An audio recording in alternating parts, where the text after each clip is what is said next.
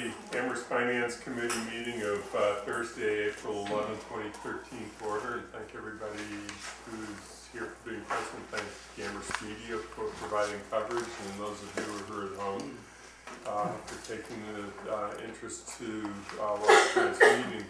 We have a very complete, busy agenda, and so I really want to keep things moving along as best we can and ask people to try and stay within the time limit guidelines that we've set up for the meeting, and to the extent that we can, so that we can get to the budget articles and actually adopt a proposed budget to send to town meeting, which is a minor role that the committee does have to fulfill at some point in time, and this was the night.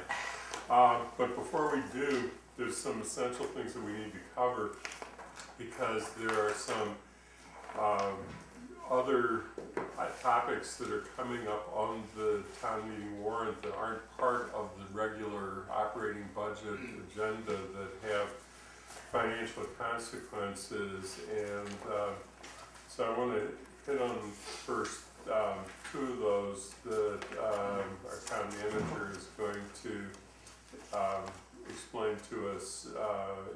What the first one is a proposal for allocating up to $90,000 for social services funding under a separate Article 25, and the second is under Article 26 to allocate funding for a strategic planning initiative with the, in partnership with the university. So let's take them separately, and John, thank you for coming. Thanks, Andy. So first I'll talk about Article 25, Social Services Funding. This article is an action step related to a budget recommendation that I made to the Finance Committee and Select Board as part of my FY14 budget proposal back in January. And that was to place on the town meeting warrant a special article for $90,000, which we believe is the worst case scenario reduction in federal community development block grant funding for the coming year. We think our mini entitlement status was discontinued, which put our entire block grant at risk following some discussions with the State Department of Housing and Community Development folks who oversee the state portion of the CDBG program. We were encouraged that we would very likely receive at least half of what we received in the current year for CDBG, which is about $450,000 as compared to $900,000. On that basis, the social services funding in the current year from the CDBG program is about $180,000 of that. So a worst case scenario is a 50% cut down to $90,000, which leaves $90,000 needed to the extent we try to level fund our funding in the social services area. And so what I've handed out is a copy of the memorandum back in February. I provided to the Select Board when I reviewed our CDBG grant application for the coming year, which was due in February. We applied for $800,000, but we think we'll be incredibly fortunate to receive that. We think it's more likely to be in the $450,000 range, which necessitates, in my judgment, the $90,000 article to make the program whole. So this is my memorandum to the Select Board back in February. It was my recommendations that were endorsed by the Select Board for funding priorities from the block grant, and my recommendations were heavily based upon recommendations to me from our CDBG Advisory Committee, who met over several meetings with applicants for social services funding and developed a prioritized list of their own for my recommendations to be considered. And so on the back side of the memo, in an attempt to summarize that. And I'd like you to focus on the bottom half of the chart, really on the right side, the blue shaded. Blue, oh, the far right, the shaded. How's that? Shaded on the bottom right corner, social services activities. This represents the two scenarios. The worst case scenario we think is a $450,000 grant. In that scenario, activity number one there is the Craig's Doors Emergency Homeless Shelter at First Baptist Church. In that scenario, they would get the entire $90,000 from block grant, and that's consistent with my recommendation. The next four items on my list in that middle column, on the $800,000 grant column, those total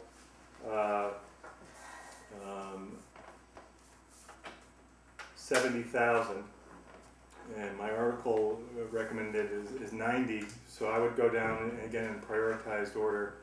Item number 6, rental assistance, and have that last 20,000 be from them. So that grand total of that column is 180,000, of which 90,000 would be CDBG, and the other 90 would be through this special article. And so the select board concurred with that recommendation the other night, both in the overall dollar amount and the allocation, that it was important to fund programs to a level that you can get a meaningful impact per dollar from the investment, and really relied heavily on the process and the priority setting that was vetted by the CDBG advisory committee. Questions from the committee at this point?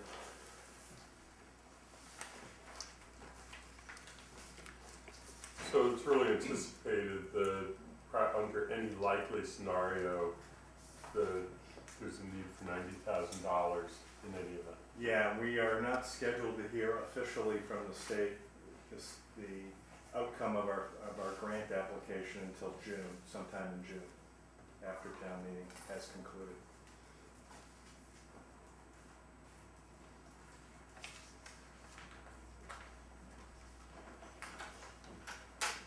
So let me see if there are other questions on the.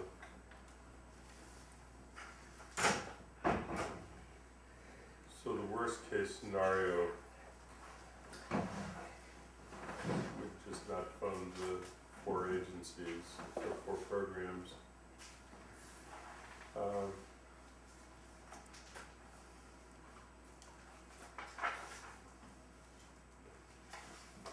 See, because I have one other thought about this thing of what we talked about as a committee, which is reserve policy, which is related to this, because that's the only place that this can come from at this point.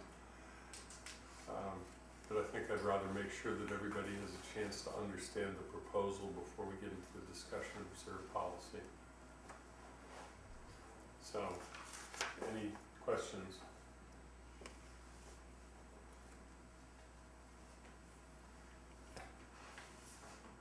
Everybody seems to be poring over it in great detail.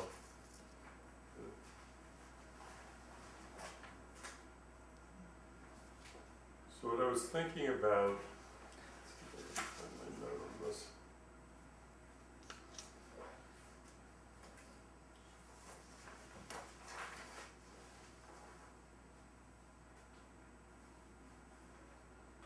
What I was thinking about this with reserve policy is this, that we've been operating for a period of time now since, and this is probably about at least 4 years, that we have not been making any recommendations of using any funds from reserves for ongoing operations. And we've defined 2 categories in which we would consider the use of reserve funds. One is we defined to implement bona fide plans to move toward models of service provision that would provide net savings to the town in the future while providing acceptable levels of service. And 2, to leverage outside revenue in order to maintain existing core services. And it struck me that this is a defensible request. It doesn't quite neatly fit into those categories, though I certainly welcome discussion as to that subject. But it still is pretty much under number 1, even though not entirely, because we were taken by surprise by the loss of the mini entitlement status. It has had a significant impact on our planning. We didn't know about it until September. We've been scrambling to figure out what it meant. We did ask for review in October. We were still waiting to hear back from the Commonwealth about our request to review their initial decision that we had fallen, what I understand was like 1 point or less below the score that we needed to qualify for mini entitlement status.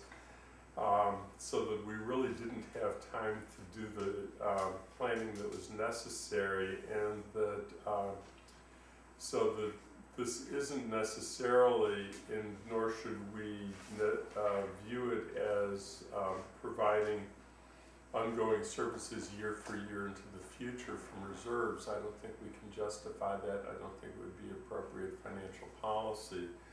But it is an effort to establish a bona fide plan to move forward with a service delivery model to provide essential services. The only thing that's missing out of that sentence in our policy statement is that we'll provide net savings to the town in the future. And I don't have a good answer for that, but I'm not sure that we necessarily need it if we are comfortable with the concept that it is both the right thing to do and something that we feel is justifiable as a one-year bridge towards the establishment of a future plan to evaluate and provide services a year out when we have more time to plan. So that was kind of my analysis that I wanted to share with the community. And I would just say I agree totally, and I don't have any desire or, you know, I have no intention of coming back year after year and saying, let's just fund this out of reserves. This is a transition year while we figure out a long-term strategy. Doug? Could you speak to sort of what your thinking is for subsequent years? I mean, as best you can. I mean, it's a bit of a crystal ball circumstance to some extent, but I mean, obviously we could regain the mini entitlement status, but that solves us in some way. But barring that, what are the other things you guys are starting to sort of think about? I mean, not to be use too much rhetoric, but yeah, the federal government needs to step up and stay true to having a fundamental role. The federal government is to help low and moderate income people in this country, whether it's housing or some of these social services or other things. So that's the preferred solution, the broad-based, being paid for through a very broad-based tax base. But I frankly don't have a strategy yet. You know, we're working on the Prop 2.5 cap situation here, and you know, we'll look at the level of support, if the support, and if so, what's the recurring revenue stream that makes the most sense. I mean, it's wide open at this point. Mary Lou? If we take money out of the town resources this year, will that jeopardize the opportunity to use grant money for this later? I don't know how that works exactly. There are some what's called supplanting language, so we'll have to be mindful of that. But you know, there's no, you know, I'm not counting on CDBG being the magic source in year 2. It's kind of like we'll cross that bridge when we get to it. Meanwhile, we're trying to meet the needs, which is mostly basic needs in these various requests in the meantime. You're right. I just want to clarify on the last column, we have town manager recommendations. Yeah. And I'm just probably not understanding something here. The very last column, $450,000 grant. Yeah. There's the minimum likely. What it says out here, likely receive a minimum of $450,000. Yes. So I'm not sure what I'm missing. The 270 plus 90 Yeah, is okay. 360. This is So right. what's the The remaining? third component that's not on this chart is admin support. So there's a So $90,000. 18% of the grant. Sorry.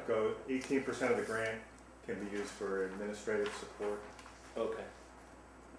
So that's not reflected on the chart. That's how you get all the way up to the 450 and the 800 in both columns. Okay, and CDBG advisory committee recommendations. Yeah, this was trying to show, okay, here are the requests that came in on the far left. Yeah. Here's how the advisory committee Yeah. ranked them all. Yeah. And here's what I did with the advisory committee Sure, recommendations. Yeah, you sure. see kind of the evolution.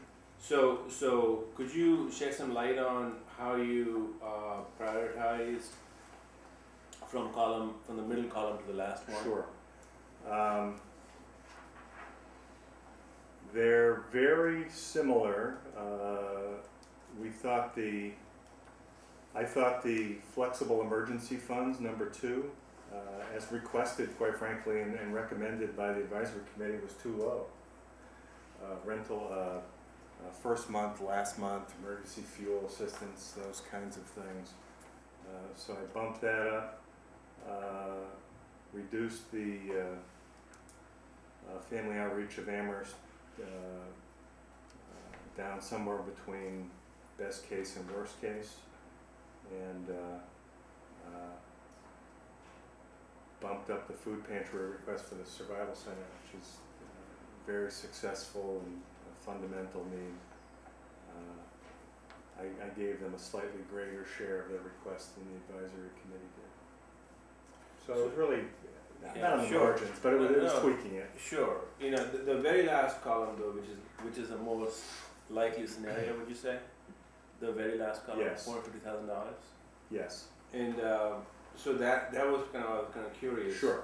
Yeah, let me say, so I think that if there's only 90,000, the advisory committee and I agreed that, if we're going to have a homeless shelter, you can't say, well, we'll give you half the money, because, you're good for the first couple of cold nights, and, November, December, January, February, March, you're out of luck. So in order to run the shelter, for the winter in full, we needed the full 90. So I wanted to do that well, and that was a top priority. Okay, I understand. Thank you. Yeah, I guess it's important to remind everyone that if town meeting adopts this warrant article, passes this warrant article, and it's therefore funded, that the allocation decision is not part of the town meeting action, that the decision on how money gets spent is left to the town manager, and that is what we would commonly do under this type of situation.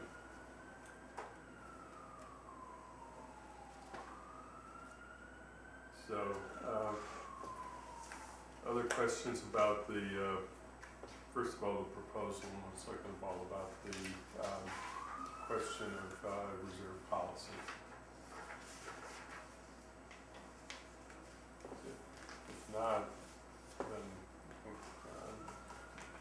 we need to see if there's somebody who wants to make a motion. Okay. I move that we recommend Article 25, $90,000 for social services funding out of reserves as a one-year bridge to figuring out some strategy, long-term strategy for funding this need. Without, taking more out of reserve next year.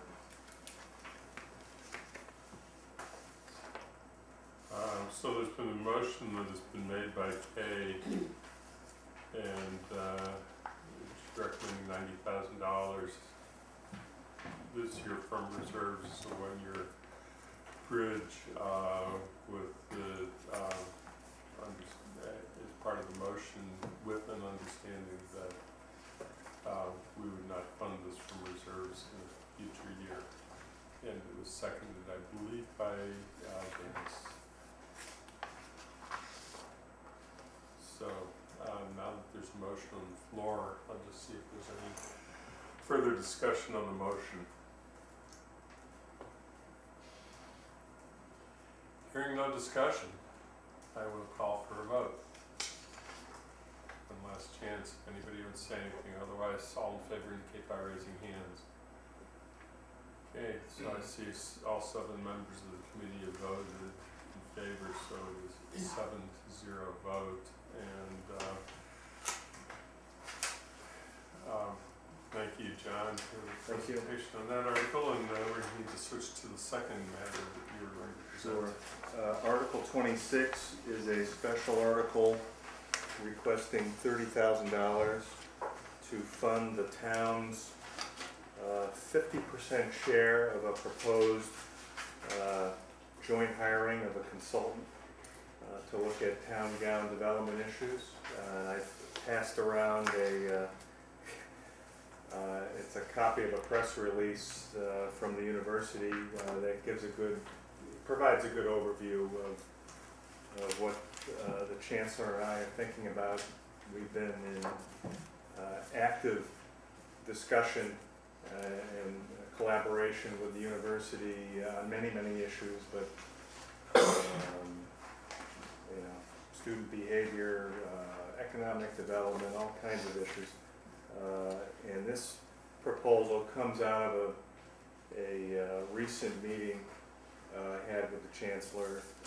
We talked about trying to do make some real meaningful progress on synthesizing the town master plan and the university's master plan, really with a focus on how the university's aspirations and plans on growth, how that gets reconciled with the town's master plan principles. Also looking at housing, how housing is a piece of that, and also continuing to look at public safety stressors, particularly in some of our neighborhoods closest to campus. So the purpose of this article will be to jointly fund a study. If we want to be partners on this stuff, then it makes absolute sense to me to be partners when it comes to paying the bills to pursue this analysis, bring in outside arm's length expertise to work with both the university and the town on this, and come up with some very specific recommendations for us.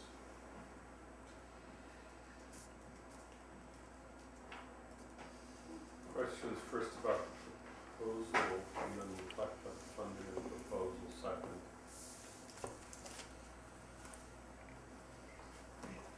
Yeah. So have you at this point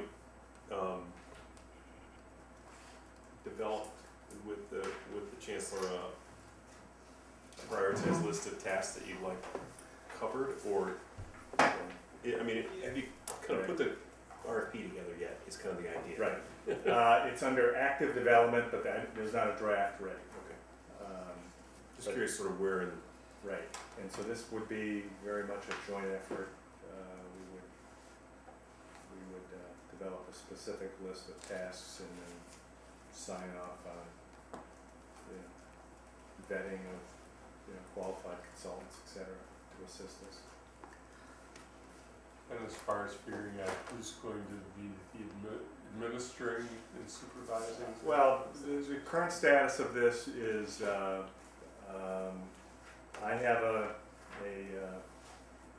commitment from the university that they would take the lead on just the administrative process of, you know, the RFP process and, you know, which is fine, will satisfy all the appropriate, you know, procurement laws and things like that. But the actual decision-making and the crafting of the RFP and the selection, all that would very much be a joint decision-making process that I would be actively involved in.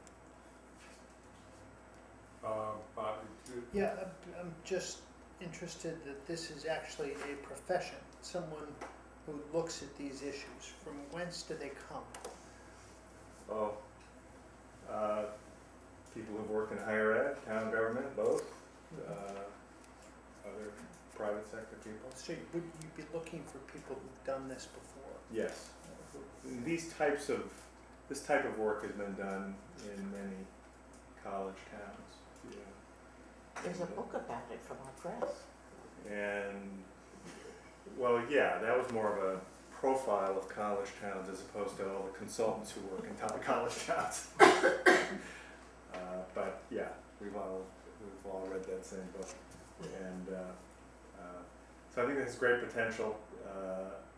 We have good, solid working relationship with the chancellor, and this is a logical next step to really strengthen the relationship and really coalesce around a vision that we can jointly pursue. Yeah. Just another sort of follow-up. I mean, obviously the university is a much larger entity than Amherst College or Hampshire College, but will there be any involvement with the two colleges, or is it primarily looking at the university and its sort of size Yeah. and dominant influence on town? It's primarily the university, I am sure, without having, you know, fine-tuned an RFP yet, that there would be outreach and dialogue with Amherst and Hampshire. Okay. I think it's a good idea. We haven't had anybody focusing on that intersection of the two. The studies we've done, master planning process didn't involve that. It was just looking at Amherst, but I suspect the university's master planning process is pretty much the same, looking at UMass. So it's a good thing to have this. But how are you, people are gonna say, we don't need another study, we've had a lot of studies.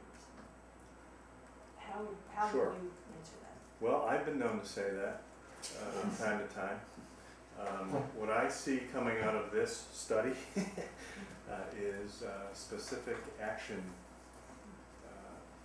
step recommendations, so that it's not a nice, you know, with the plastic cover on the study and it's on the shelf. So that will involve a lot of dialogue, and so that's meaningful. And I know the chancellor shares that view, and so we want it to be a meaningful effort that informs us going forward about actions we both can take for the betterment of the town. Janice? I think it's good that you're working together, but I can see another question being if there are a lot of experts at the university and a lot of areas, and is there somebody locally who could study this rather than spending all this money to find an outside consultant? I have to say, quite frankly, this is a relative drop in the bucket in the grand scheme of the evolution of a, you know, $400 million a year enterprise like the university, and our, you know, we're so, you know, the success of the university and the success of the town are very closely intertwined. I think the relationship would benefit with someone who has looked at these issues elsewhere, assist us, so it's not exclusively a local effort. I think that would help in the development in the vetting and the facilitating of a workable set of recommendations. What would be the timeline and when would you expect that this would be completed and ready for implementation? We haven't totally ironed that out yet, but I would imagine over the second half of this calendar year, there's a very active amount of work. And I would imagine that, you know, and I'm just speculating now, we haven't put a firm timeline on this yet, but I would imagine that during the next fiscal year, we would have at minimum a draft set of recommendations, if not the final set. Can I follow up? Yes. And I think that will be a big issue for town meeting. They get impatient to have these studies completed and ready to go.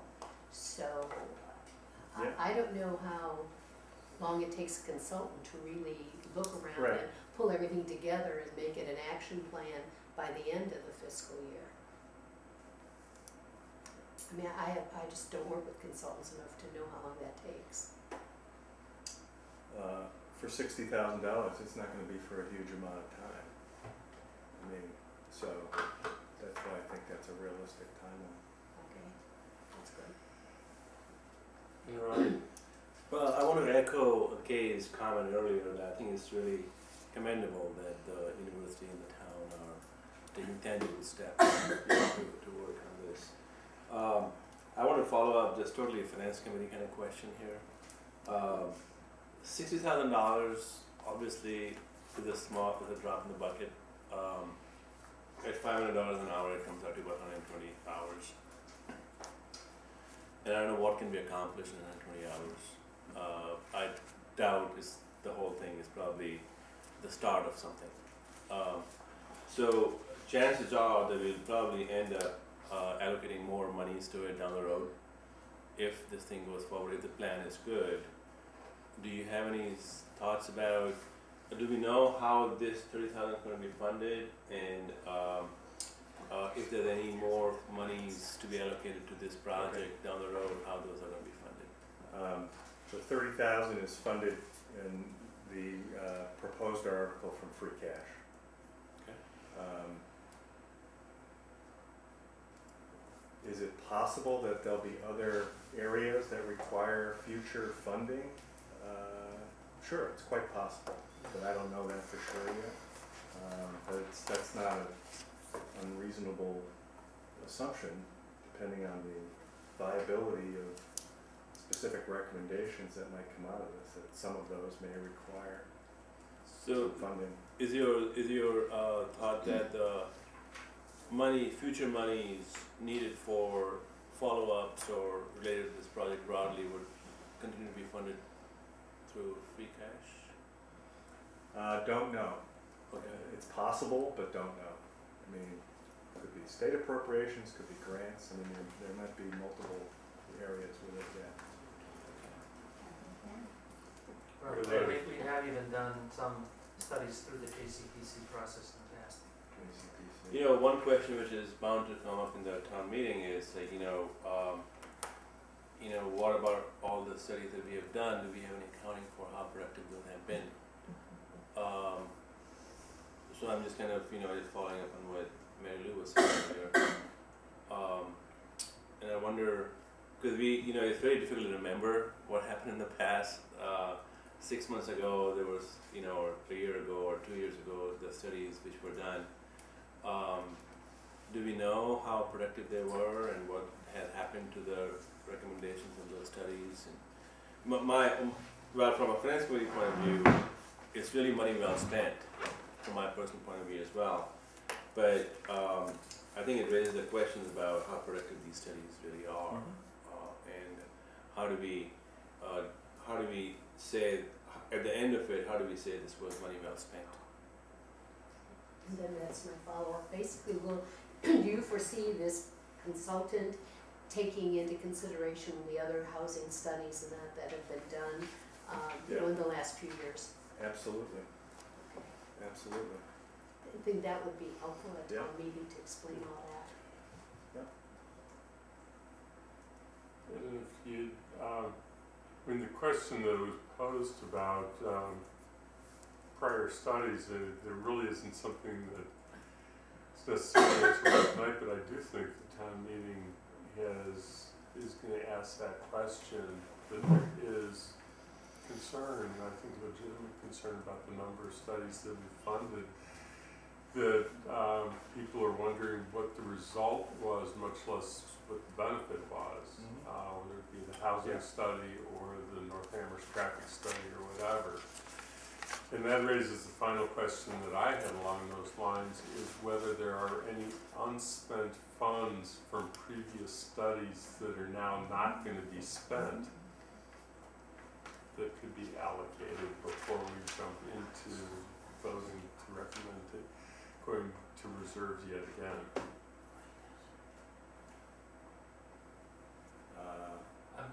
Off the top of my head, I'm not aware. thinking of it. I think the housing and the traffic studies, I know there were some, I don't think we finished paying for those yet, so I Right. don't think we have a final number on those two. And I'm not aware about what other balances might still be out in the past. I would assume, frankly, that they have been closed out by now to, they came from the JCPC through that fund that we now have in JCPC from closed out accounts. But those two most recent ones, I don't think they've been fully paid yet.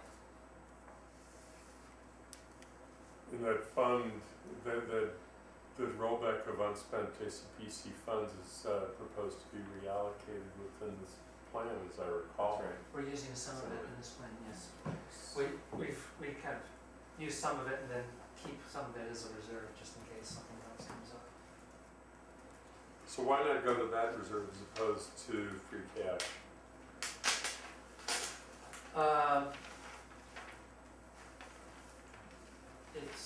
Well, for one, this plan wasn't vetted by JCPC. So they didn't hear about this. This was something that was sort of on a parallel track and then come up, I think, because of some meetings that John had with the Chancellor over the winter, and it really wasn't brought before JCPC, so they never considered this as a project or as a funding source. I think really that's mostly the reason, because we weren't looking at it. The other thing with that fund is up until yesterday at noon, when the House budget came out, we weren't really sure how vulnerable that fund in JCPC was going to be for any particular use. So we kind of we used a little bit of it this year, but we kept our hands off of it because we're in just in case mode. But that we'll get into a little more when we get into JCPC. Yeah, although I do point out that that uncertainty also applied to the operating budget and the question of reserves. I mean, I don't know that I distinguish between the two from that perspective, that we were all sitting on uncertainty with the entire budget until the House came out, and we're hoping that the legislative process comes out with no less than the House amounts so that we can feel comfortable going forward. Yes. We were also considering on joint capital planning that there seemed to be a deficit looming in the operating budget, and that at the budget coordinating group, one of the solutions for filling that was taking money from the capital budget. And so we were thinking if that happened, that might be where that unallocated, reallocated capital fund might go. Yeah, though we are where we are, we're not where we might have been, and so it's a question of what we do. And again, it's getting back into the question of how we want to look at our reserve policy, and I just have to ask the committee to really think about that question, because the basic policy is to not use reserves for ongoing expenses. This is not an ongoing expense, it's a one-time expense, but on an ongoing basis, there are one-time expenses every year, so it makes it a little bit soft argument. Whether to say that it implements a plan that is going to generate savings in the future or leverages outside revenue, well, suppose it could do either one. It depends on what the study comes up with. I didn't end up with a conclusion headed, I just had very much of an unsettled feeling after having thought through the analysis that I wasn't entirely in a comfortable place, and I think that the most important thing that I came to in a conclusion to share with you is that it's simply something that nobody knew about in January when we received the original municipal budget. Yes, The okay. other thing about the capital budget, is the Joint Capital Planning Committee, comes to its conclusion and comes up with a recommendation to the town manager. So, the town manager decides how to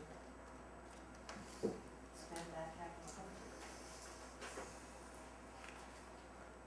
So could you finish your thought on that? I did. No, that was, Basically, I know, I get it. But I think that at some point somebody has to decide if they want to make a motion, and this motion is to support the article in the form that's presented. And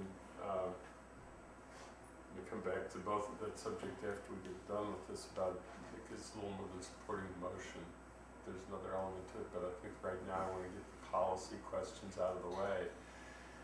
We just have to know that we're comfortable with the whole proposal, which is the expenditure and the source of the funds.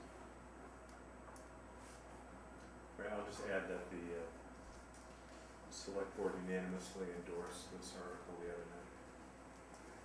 I think the challenge that we are trying to resolve here is that we want to support this. It's just a question where the money comes from. So it's a source of funding this, which is what we're trying to figure out. I think, personally, and I suspect other people on the committee agree with me, this is a fantastic idea for the town and university to do a joint project like this to figure out our future. So I want to support it, but I'm also kind of thinking that maybe there's no different way to fund it. That's what your point was. And Partially funded. a question for Sandy. When the town gets extra money back from the state, if it does this year, it goes to free cash, right? Yes, generally. Okay. So there's a possibility that if we go with this money, that the state gives us money, it goes back into free cash. So by voting the 30,000 from free cash, for me that would be a wash. I mean, we always seem to get some money back. Well, and it'll be interesting to see once we have the final numbers from the budget that came out yesterday, and if those numbers hold true, then yes, I think we will end up effectively replenishing our free cash with some of the additional state aid that I anticipate we'll get.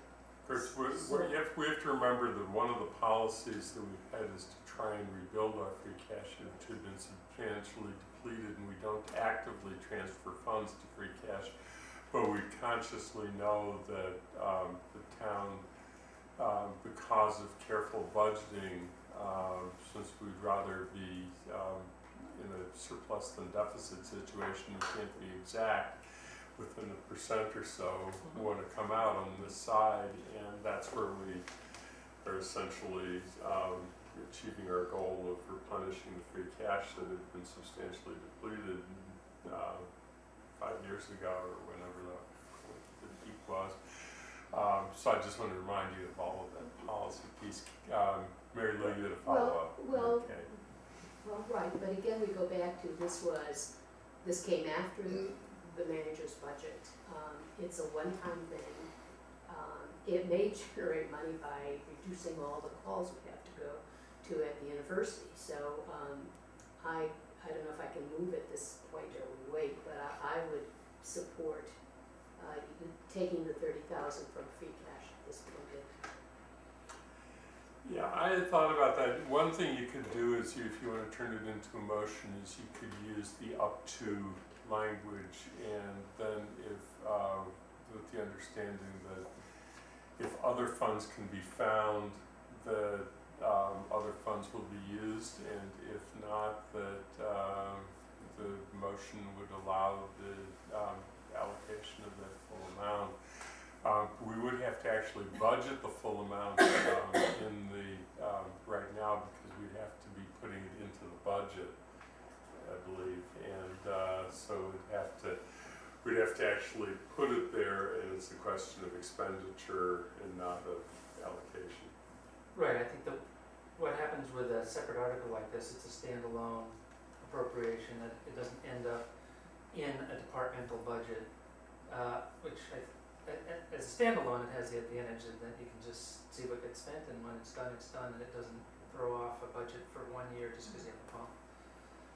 So I think you're right, we could look at other sources down the road if there was a motion to do a free cash up to 30,000, and then if it seems like that needs to be changed, we can look at that. I would just add, though, that the warrant article, as worded, that's on the warrant now, it's not a draft any longer, specifically cites free cash as the funding source.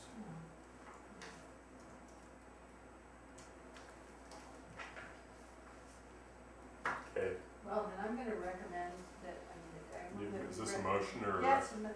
Okay, I was wrong. Kay moves. I move that we recommend Article 26 to appropriate from free cash $30,000 for town gown strategic planning study in partnership with the University of Massachusetts at Amherst. Second.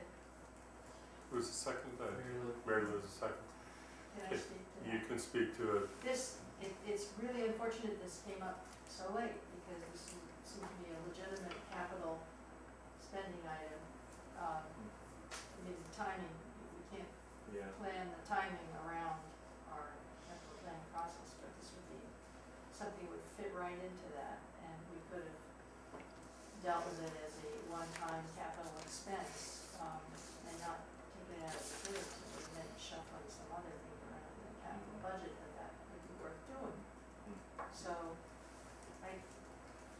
I really do hate to stop taking something out of free cash. If there need for this, if you think of it as a one-time expense, that would be sort of if we need more money in the future, I wouldn't prefer taking it out of free cash. I think it should be more part of the capital planning process, even if it comes in rather late. Okay. Motion's on the floor, discussion on the motion, enter on. Okay, I noticed that, I'm sorry, I noticed that the up to wording was removed, is not part of the motion.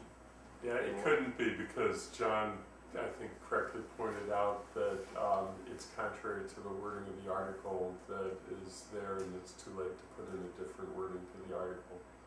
Okay. So it's essentially a motion in terms of the article. So is there, okay, I just, I also wanted to ask about, is there a running list of all the studies we have funded over the last, I'm sorry, because that issue is bound to come up. There are a lot of people in the town meeting who are concerned about that, and it's bound to come up, and I think it's a fair question to ask to see how productively the dollars are being used. So I think it might be helpful to have some sense of that. Yeah, David? So, yeah, this was on my list a couple of minutes ago when it was brought up, so I'd be happy to work with Sandy and John, and, there's many departments and many committees and boards call for various studies. So from sewer extension studies to, smaller projects like designing Kendrick Park, et cetera, et cetera. So I'd be happy to work on, maybe we can take a look at the last 5 years and try to get as many of them as possible, and what the study was, the amount, and then the outcome. I think, if I may just follow up on that, I think it might be particularly helpful to, there are two kinds of studies. One is the routine work, and the other is non-routine work. If there may be two categories like that. So this one, for example, would be a non-routine work kind of a study. And I think it might be helpful to get a sense of, a routine work I understand because that's part of the process of getting things done and you need help every once in a while and the town staff works with the consultants to get things done, and I think those are, I mean, you can see the benefit of those quite readily. But these one-off, which are non-routine kind of work, to get a sense of how productive they have been, would be very helpful. Sure, and we can take a stab at that, and as I said, oftentimes committees, I think there is a perception that it's often staff asking for the study, but oftentimes it's the committee who might be looking at something, so we'll put kind of a committee, where the initiative came from, which committee or board or. Okay. We have a motion on the floor, it's been made and seconded. Is there any further discussion on the motion? If not, I'm going to come to a vote. Seeing no further discussion, all in favor of the motion on the floor? It varies in hands. So again, I see 7 votes in favor, so it's 7-0. One last thing, again, thank you, John, is that on the warrant, these are listed as actually to be offered by the Finance Committee. Oh, yeah. And I just want to make it clear that, of course, if we had not supported it, I would have then made a request that we see if it's possible. But under the circumstances, since there's unanimous votes, unless there's objection from the committee, we'll go forward and treat these as Finance Committee motions, and either I or somebody else from the committee who volunteers to do so will make a motion and speak to the motion on the floor. Yep. Anything else? Okay. So John, thank you. Great, well, I'm gonna stick around for the next small item. Okay. Free cash? No. That's what I already stuck around for the first two, I know,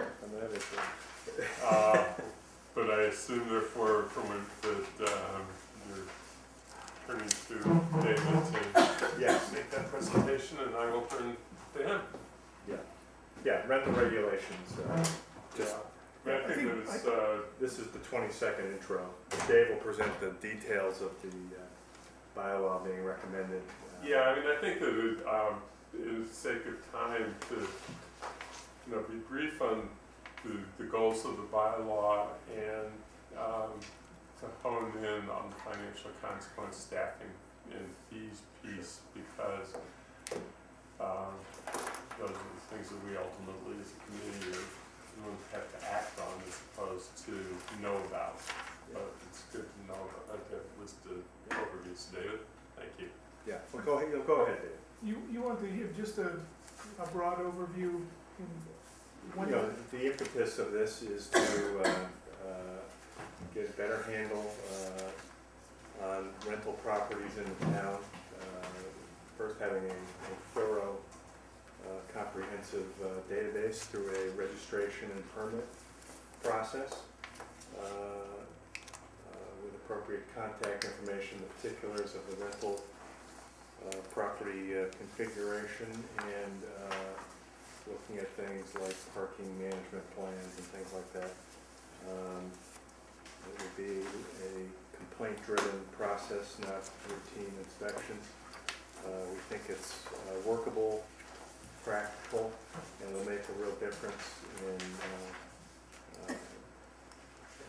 making some significant further progress in reducing some of the issues we have with rental properties in the town. And so with that, I have Dave focus on particularly those areas that Andy mentioned. So thank you, Andy. Joining us over to your left, Andy, is Rob Mora, our building commissioner.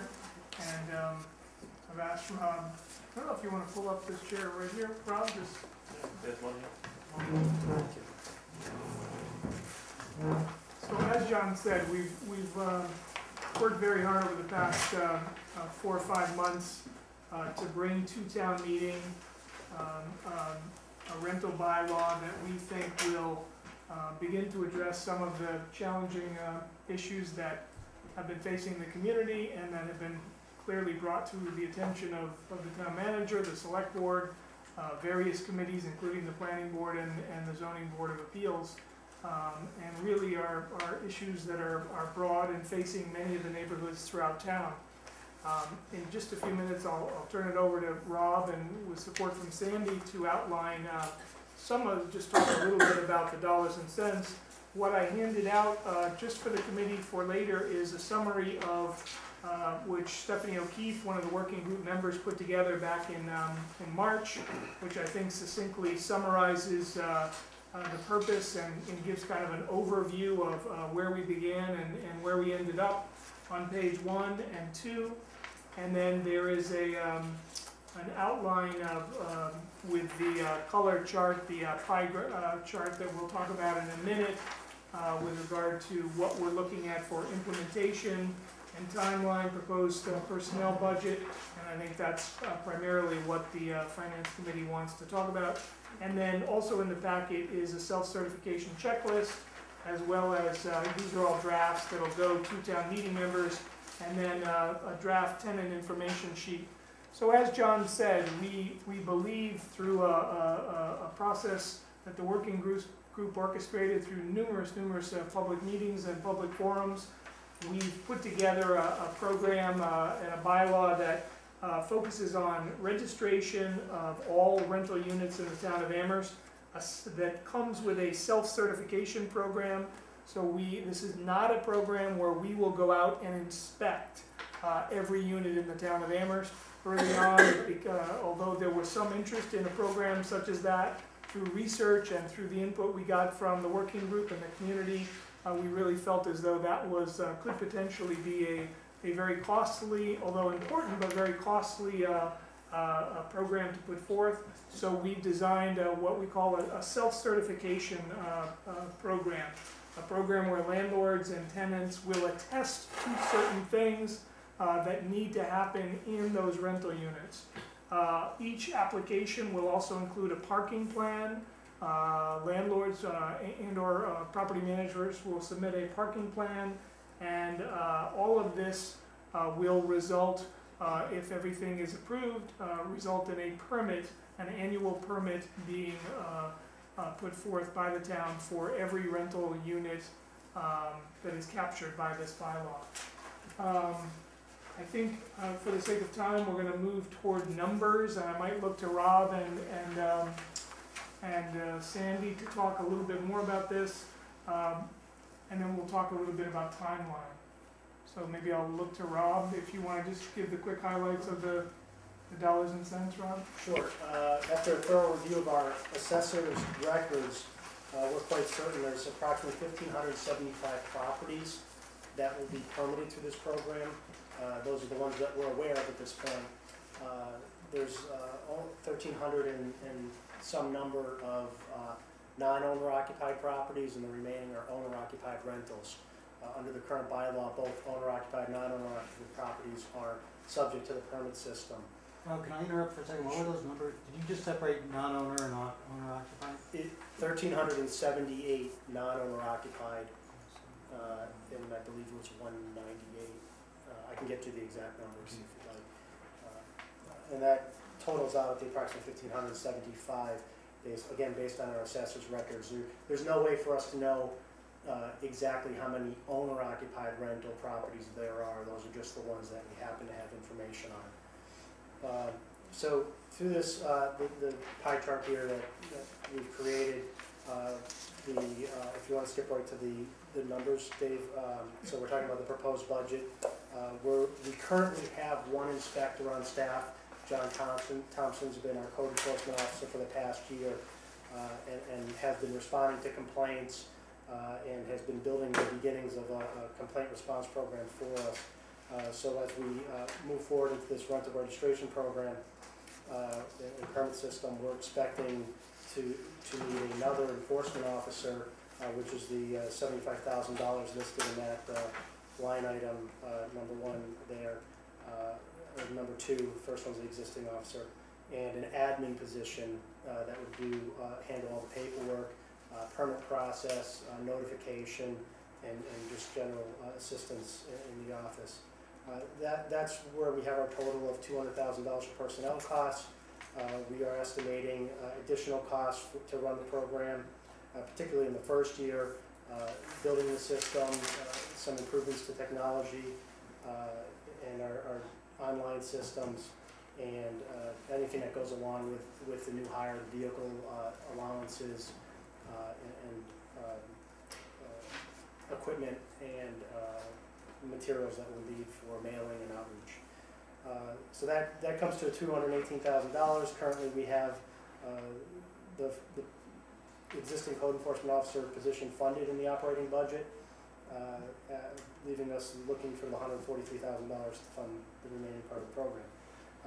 We have proposed to the town manager a set fee of $100 per permit, which would be one permit per property, expected to generate the $157,000 noted below.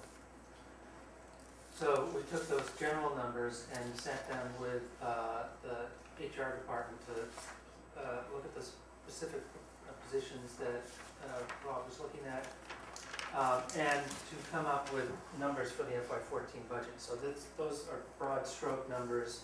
They include some broad estimates for benefits and so forth, that we then focused in on the exact positions within the pay charts that we have, exact numbers that we use for health insurance and so forth. And so what you will see when we get to the numbers on conservation planning functional area is an increase of $67,790 in the budget. 54,921 for in that department for salaries and some of the expenses that Rob just mentioned, and then general government increasing by 12,869 to cover the benefits, health insurance, Medicare taxes, life insurance, and so forth that we budget under employee benefits.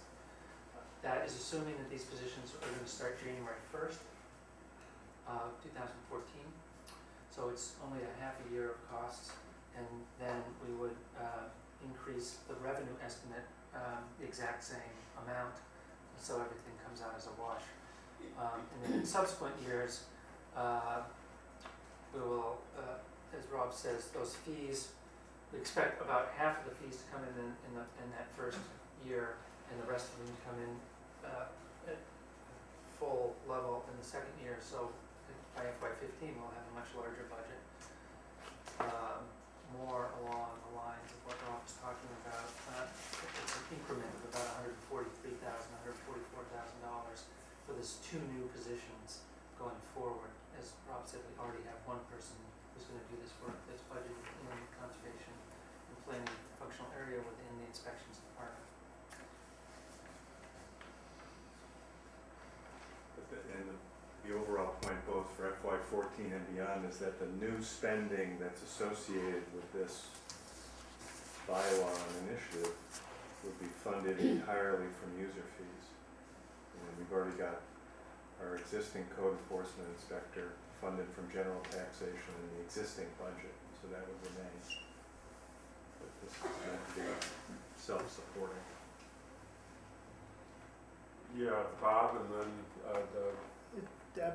I see your chicken and egg circumstance here, because you really need the additional inspection admin person on board to start to generate the revenue to support their positions. Is that lag really represented by expecting a full half of the revenue in the second half of this fiscal year? Because they won't be hired until January 1st, so will they really be generating revenue on day one? Well, yeah, I think the half of the revenue would be $78,750. The cost is $67,790. So there's already a little bit of a fudge factor in there. They can first 2 days, they don't need to generate anything. Right. We'll give them the first 2 days off, but then Years they off. So if I could, since it's not an inspection program, the way we are envisioning this is the permit application would be due with the fee. Half on January 1st, the other half on July 1st, and then the enforcement officers are there for complaint response. Complaint only, got it. So it's a Okay. different deal. So you really are generating So- a fee as soon as the Right, window opens. we would expect that, especially in the first year, we'll be spending some time educating and Yeah, that's right. trying to capture these properties, but the idea is that they would be permitted first. So I have a few questions. I'll start with the perhaps simpler one first. When I see a form like this, I think, why are we using paper for this? Or is there an expectation to put this into one of the modules of Munis that can be part of either a laptop or a tablet type thing to go out and make the notations and have a property owner sign off on or submit it electronically? Is that part and parcel of your plans? And is there a sense of what that's going to cost to get that piece put into Munis? And I have a secondary question, if you want to answer that first, that's. Sure. We don't have costs and the answer on whether or not, how this will communicate with Munis, and we absolutely want this to be electronic. Submission of the application and of the self-certification checklist and a way to attach the parking plan. That's essential for this program to be successful, both, you know, in the, I guess the public's perspective and for us, not to have to handle that much paperwork. And to pay the fee online when you submit too. So absolutely, and you know, following town meeting, hopefully we'll be gearing up with improvements to the website and capability to accommodate that service. So to follow on the other question I had, I actually have two more. One is $100 per property per year.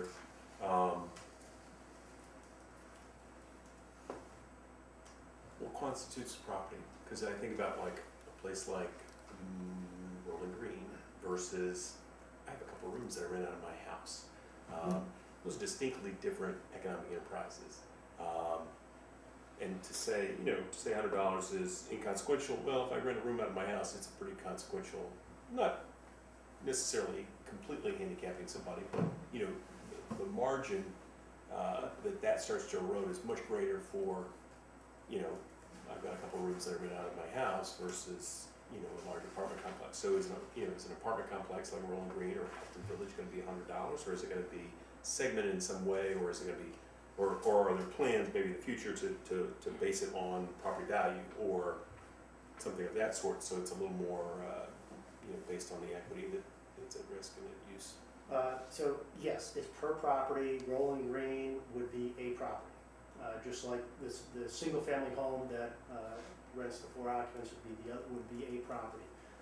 Our thought on this is, as a permit and complaint-only program, the work involved is essentially the same for the larger properties as it is for the single-family or two-family dwellings. We're reviewing the parking plan, we're reviewing the permit application, and we're issuing the permit. I agree that the larger properties, the plan is larger, could take a little bit more time to review, but until or if this ever turns into a inspection program, we feel that the fee justifies the work as a flat rate across the board to all properties. So the last thing, just back to parking plans for a moment.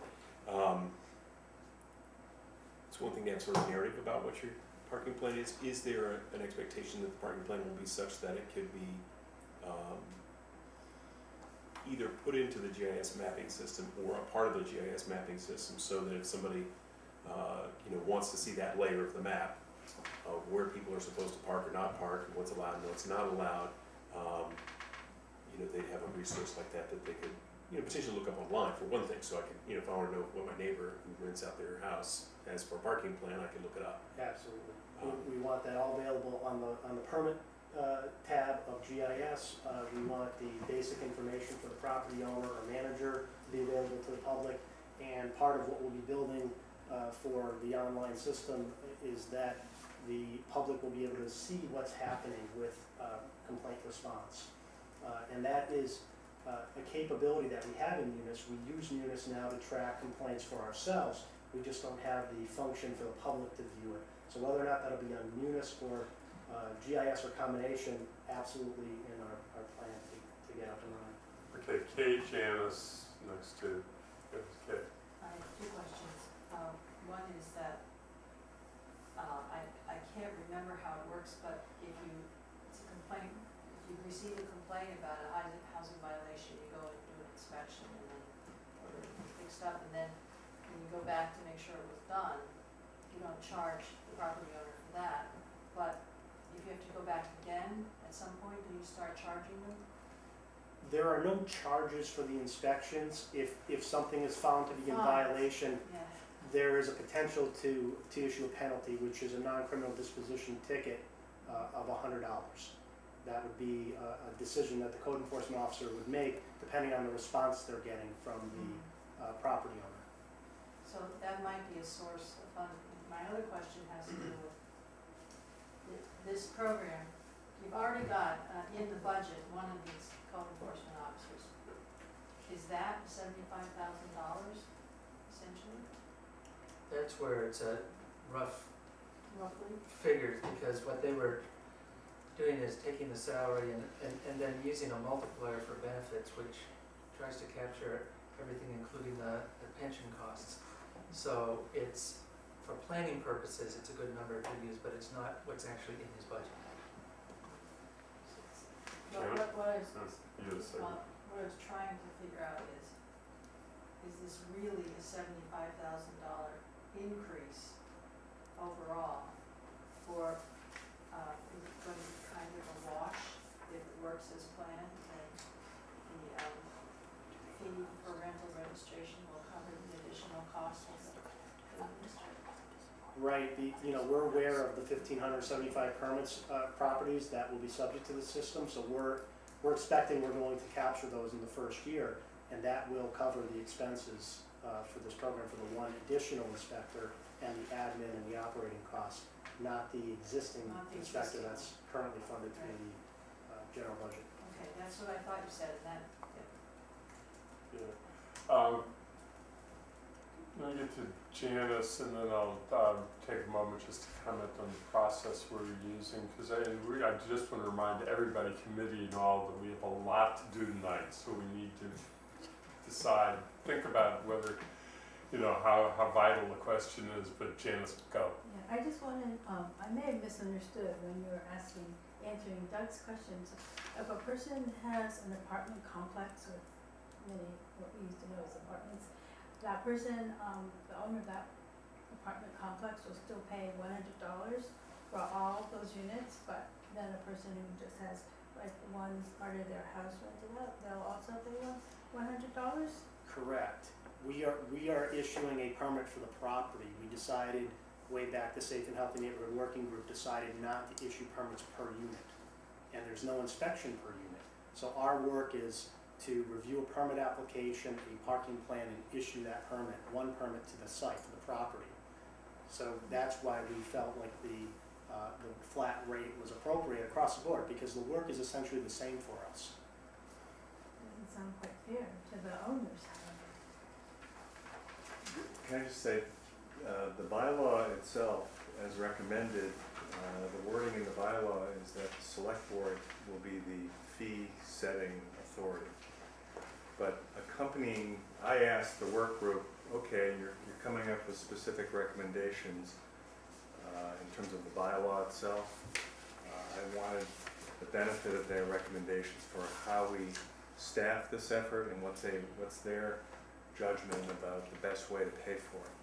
And so there's an equity argument to be made that the fee should be based on the cost of reviewing and issuing a permit for a particular property, and that's where Rob is talking about, the amount of staff time spent, regardless of the size of the property, as the basis for what we think is an equitable number of $100 per property. I've already gotten comments about this from Right. even our landlords. Right, and that's part of the rollout of this proposal and the rationale behind it. And yeah, I've heard the same thing, but I don't think it makes sense to set a fee just because we can charge a higher number. If it's not based on the reality of the staff time that would be devoted to reviewing and issuing a permit. Okay, Eric, just a second. So what we're going to be doing in a few minutes is that I'm expecting that somebody's at least going to do a test motion on whether we support the proposal of Article 20, under Article 29. that if that passes, procedurally, we've got a problem as to how this will work out. And I had this discussion with the group that puts together town meeting process, including our new moderator, Mr. Pistrang, and this is what the plan would be. I've asked Sandy to present a budget to us tonight when we get to the operating budget. Hopefully it's not tomorrow morning. And I ask your cooperation to make sure it's not tomorrow morning. That includes this position within the proper functional area, which is communities and development. And that we would vote on that, and that it would be a part of the communities and development motion at that point. And, that's again assuming that we voted to support the article. If we don't, then we're going to have a really tough discussion and be here all night. Town meeting will be dealing with the operating budget before it deals with Article 29, unless somebody makes a motion to change the order, which we don't expect, but it's always possible. So Article 29 will come up later in town meeting.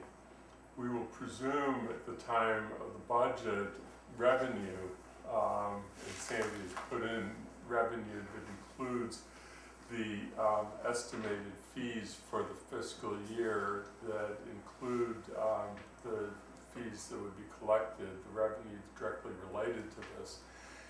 If Article 29 were to fail on the floor of town meeting, then I would be suggesting that this committee will need to make a motion to reconsider the budget and to reopen the budget for this particular functional area to make the appropriate amendment, because we will have lost the revenue and we will have an out of budget, plus we'll have an expenditure that's not justified.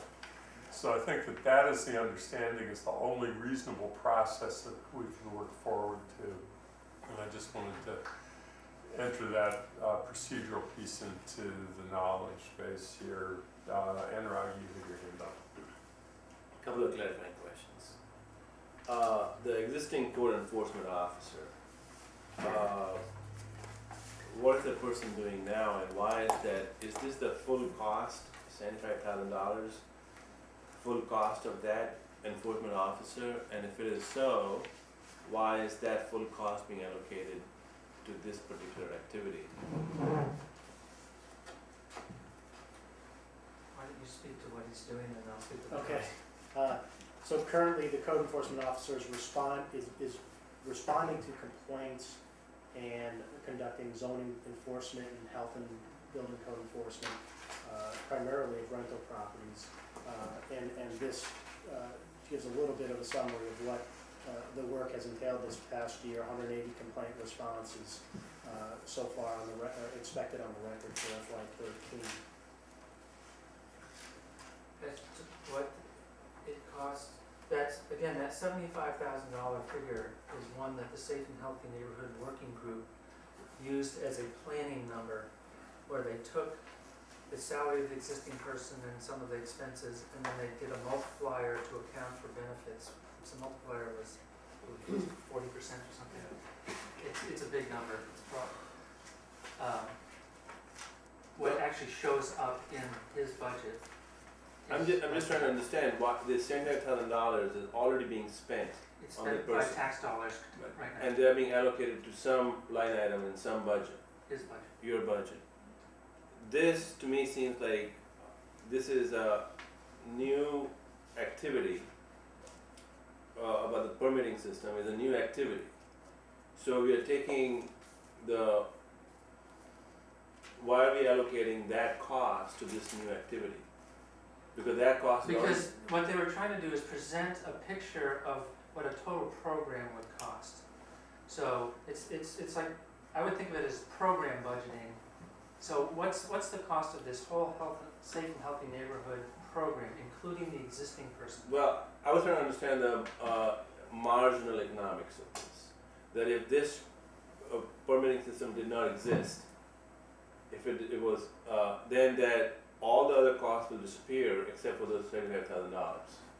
They will still be there, Correct. right? So they are being allocated someplace. So this is kind of, to me, it seems like this might be overstating the cost of this particular permitting system by $75,000. It's overstating the delta. The incremental costs. The incremental cost. The incremental cost is $125,000, 75 plus 50, Correct. right? So the incremental revenue, which is going to be through enforcement of this, It's through the permit system that, at $100 per. yeah, so the expense should match the incremental revenue. So the incremental revenue is going to be $100 times number of units. That's the incremental revenue. About $158,000. Yes, that's the incremental revenue. So the cost should be incremental cost, should be matching. So, well, the reason for that is because right now it seems like we have to somehow fund $143,000. No, wait a minute. So this is funded by operating budget. I'm sorry, am I misunderstanding this? Funded by operating budget, $75,000. Is that the $75,000 for the existing code enforcement officer? So you're already taking it out. Mm-hmm. All right. Sorry. So you're okay now with it? Well, yeah, I think I'm okay with it. I have to say though, there are many members of the town meeting who have one room for a graduate student or 2 rooms for graduate students, and they'll be voting on this. And I think their sentiment is going to be very similar to what Janice was expressing a little while ago. So I think we should be aware of that. I do want to keep us moving along. One thing I just want to say is that I look at the question that you were asking a moment ago from a functional standpoint, and I think that it's always been my understanding that the code enforcement officer that we now have spends virtually all of his time trying to enforce the code, health code vis-a-vis rental properties. So what we're really talking about is rental properties, and so functionally, the idea that we're absorbing the current officer, both the expenses and the time, into a program where it's really the program is doing the same thing, but in a much more concerted way. To me, that makes sense. It's all rental property regulation. I really want to keep this moving, Mary Lou, and then.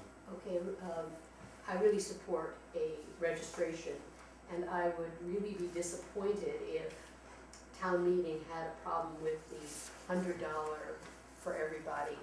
And I do see in the bylaw, it is up to the select board.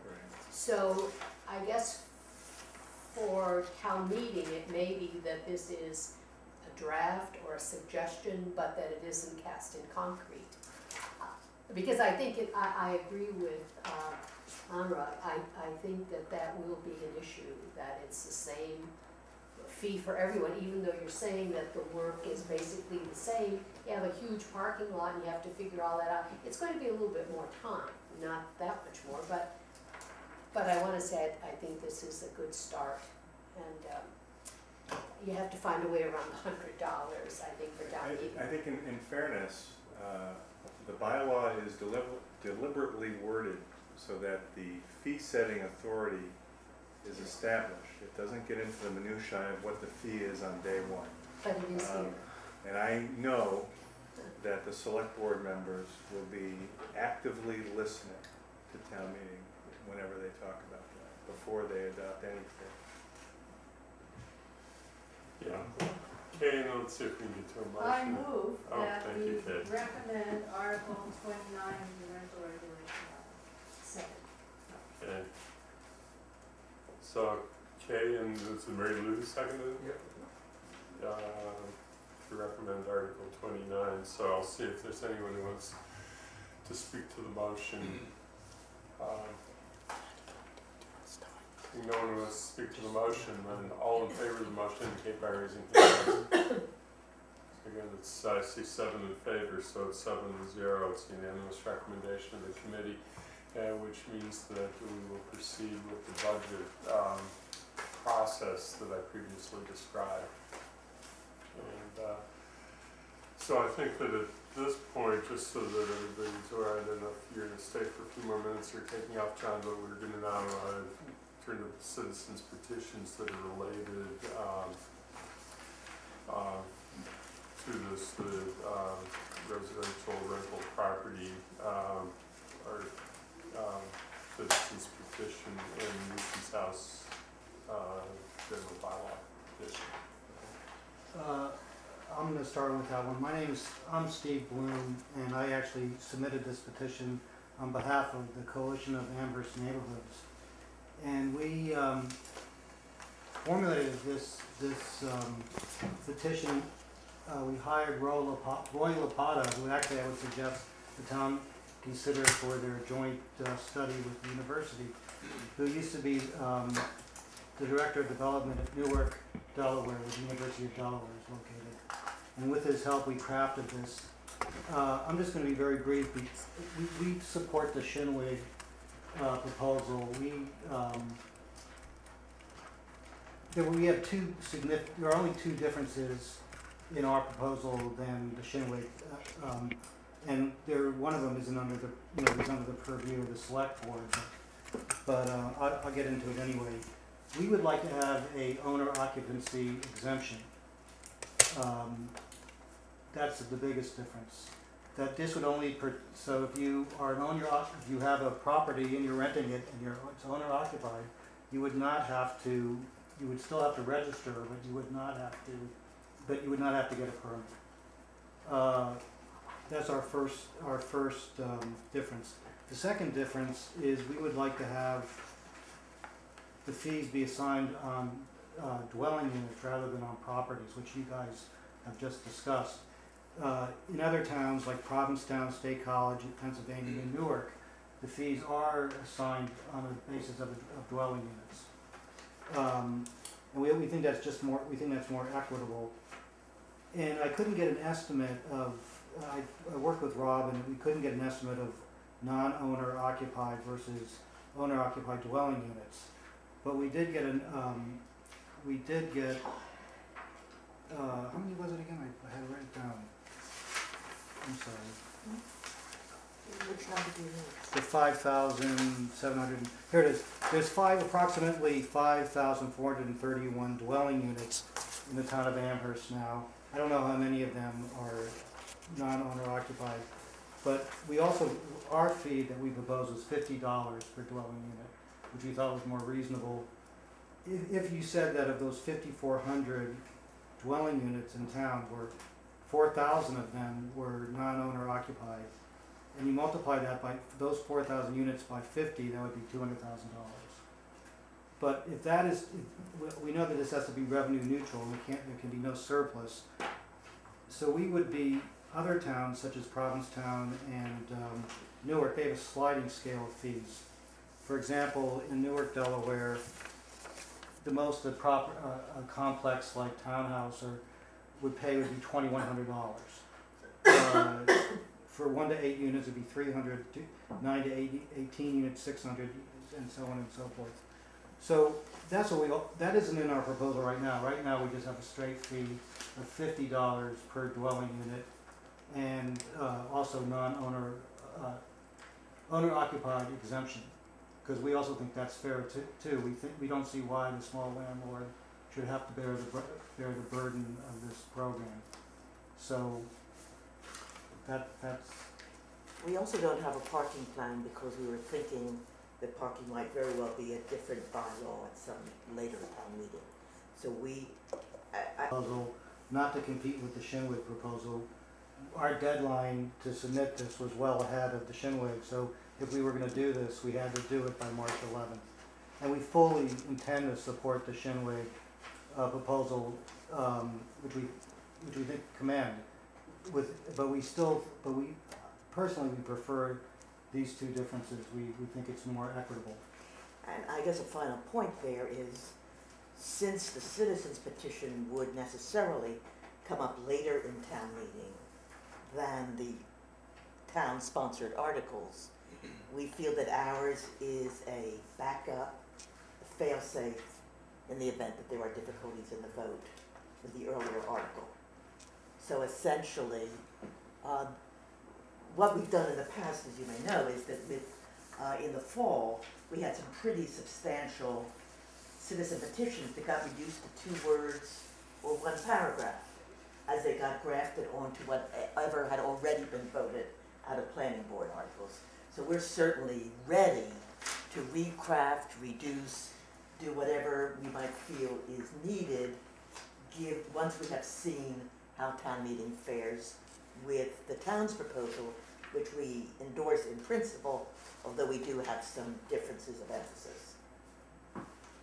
Another way to structure this, in Provincetown, they structured it a flat fee of $120 and then $50 for each unit thereafter. So, I mean, there's many different ways to go with this if we decide to do it that way. Of course, the select board, under the first petition article, we heard about Article 29, or rather, the select board would set the fees, and so you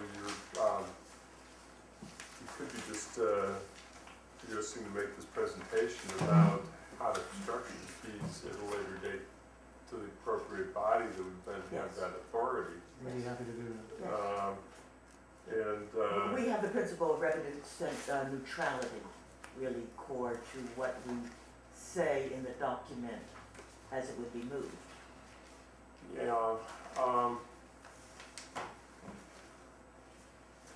think that the other thing that I just want to comment about the issues that you've raised is I don't want to spend a lot of time tonight on it, given all that we have going on. But apparently, from what I've heard from Jonathan Tucker is that there's now some new information about what can be included regarding parking within any of these proposals, and it may be worthwhile to spend some time, making sure that the information that you have is most current and appropriate for what parking can be done. If parking can only be regulated by zoning bylaw and can't be regulated by any other provision, then the parking plan that would have to be filed could become an essential part of implementing the zoning bylaw, and therefore it makes that particularly important for actually doing anything that relates to parking, because it won't come up in any other way. David, do you have anything? You were looking puzzled by my statement. No, I guess I would just add that we've been working very closely with town council on that, and we feel very confident about how the bylaw is worded, and we will be prepared for those questions, that come on the floor of town meeting. I guess I'm not sure tonight how that might play into, any of the financial or other aspects of the bylaw itself. So, I agree. yeah, so we'll be prepared, certainly, at town meeting. And as far as the fee structure is concerned, I don't know which way you would proceed. Kate? The fee structure is not specified in the bylaw. It Correct. says it's up to the select board to set it. So that's not something that town meeting's voting on, the fee structure. As it's going to be moved by the select board, that's correct.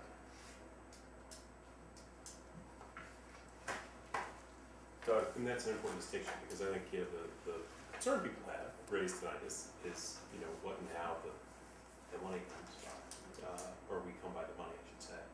I think what we concern ourselves with is, will we really get enough dollars to cover the costs of the people?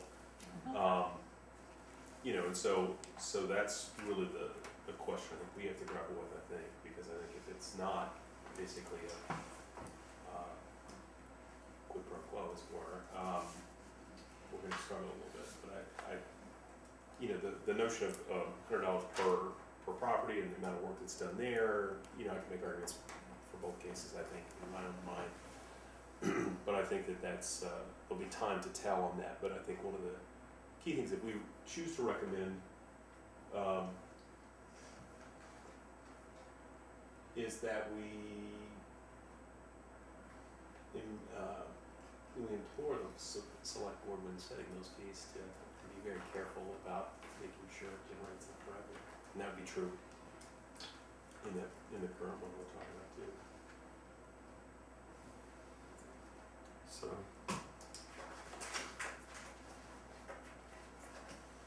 at this point, it sounds like you don't know yet what you plan to do. Pardon? What do Sounds we like plan- you don't know what you plan to do because Well, you're waiting until after Article I 29. think we do know what we plan to do, but it's related to what town meeting does earlier. We have a citizens petition article. We will move it. I mean, we can't remove it unless we decide on the floor of town meeting to remove it. We can't remove it now because it's filed. Yeah. It is very close to the town's proposal, which we will support. If the town proposal passes, we may then be in a position to withdraw it. If the town bylaw does not pass, we might be very glad that we have this as a backup, so that we get something by way of a rental permit, which is what we want. We want a rental permit, particularly from our point of view, on non-owner occupied commercial rentals. That's what we want, that's our bottom line. So that we didn't have the same agenda, which the town had, of this larger registration system. I mean, certainly registration is involved in it, but we're not having registrants pay. Okay, that's helpful. And let me just point out to the committee before I get to the two people from the committee who raise their hands. We would probably then have two options as far as I can see. One is to defer a decision until town meeting, which is something that we frequently do, and then have a meeting during the course of the time of town meeting after 29 is heard by town meeting, and take a position at that time and have deferred action on this, or we could take a position on this tonight, which is, in essence, would have to be some kind of stated motion that if 29. I think the only thing that is under, if the fee structure is under the purview of the select board, the only thing that makes this proposal different than Shinway is just is the exemption for owner occupancy. Isn't that correct?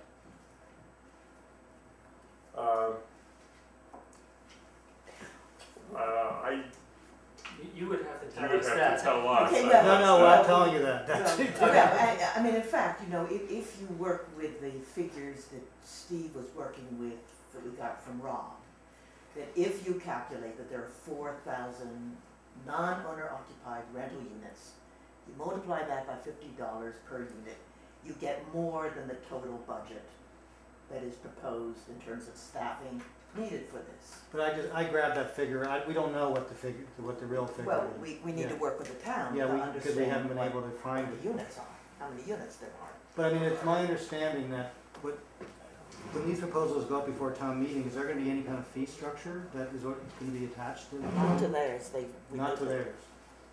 Not to the bylaw, but we'll have the supporting materials like you saw. But in terms of ours, Safe and Healthy Neighborhood. if fee structure, does that mean that the fee proposal that we have as part of our petition, does that go under the purview of the select board too, or is it part of this proposal? The way yours is written, it says It was $50 written- unless the select board Yeah. changes it. Okay, all right. So that the most that we could do, if we were to feel that this was wise at the time, would be simply to amend by deleting the dollar amount. I mean, we could reduce that if it seemed feasible to the same issue of a select board decision, because that is part of the language that has already been filed. Yeah, so that's up to the moderator as to whether you would. It would reduce the scope of the motion. Yeah, Mary Lou? I move that we defer until after Article, whatever it is, 29. 25, It is, 29? Yes. Okay, until Article 29 has been decided by town meeting. So this, Defer to, and defer to, and I think there are a lot of questions, and we'll get some idea from town meeting what their thoughts are in various ways, and that also gives you an Yes. opportunity to prepare for amendments if you need to do so. Fair enough. Second, who's second? There's, am I Bob the secretary? seconded. Bob If you want to seconded. be. Am I allowed to, Yes. Yes. secretary? Okay, so Mary Lou's made a motion to defer action on this article after Article 29 has been determined in the floor town meeting. Bob has seconded it, so this motion on the floor. Any discussion on the motion? No discussion, all in favor indicate by raising hands. Any opposed? Interact? I'm sorry, I'm with it, I'm supporting it. You are supporting it? Yes. Okay, so it's 7, thank you. The other question is there anything, So we'll see you again, won't we? Thank you. Thank you. You said that nicely, we appreciate it. We'll see you again. So many ways to I say it. know, Yeah, but I I'll try say to be kind of chipper about it. yeah, really. Andy, I'm gonna head out, and it was great to see everyone, and I'm reminded how fortunate the town is to have such a capable finance committee. Well, thank you, John. And, we consider ourselves fortunate to have such a great town manager too. Yes, we do. All right. Thank you. Yeah. So, let's see. How we're gonna do this in order.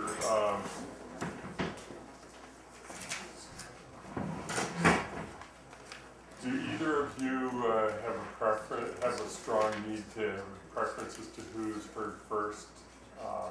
If there's no preference, we'll hear, since we're on the whole question of housing right now, we'll start with you, Ms. Brown. Okay, And this is the nuisance house. the nuisance house, yes. So does everybody know which one we're referring to now? Which article? This is the 39. 39 Thank you. nuisance house bylaw. See if I can- So, I think what would be helpful for us is if you could just give us a brief overview of what it is that your goal is that you're achieving and are seeking to achieve with this proposal. And then to tell us about if you see any financial consequences for the town yourself in taking this forward. This, of course, is actually an amendment to a current bylaw that you're proposing, and it's actually fairly straightforward, I believe, and so I think it is. just go with it. This is really to tidy up the petition that the nuisance house bylaw that was done in November.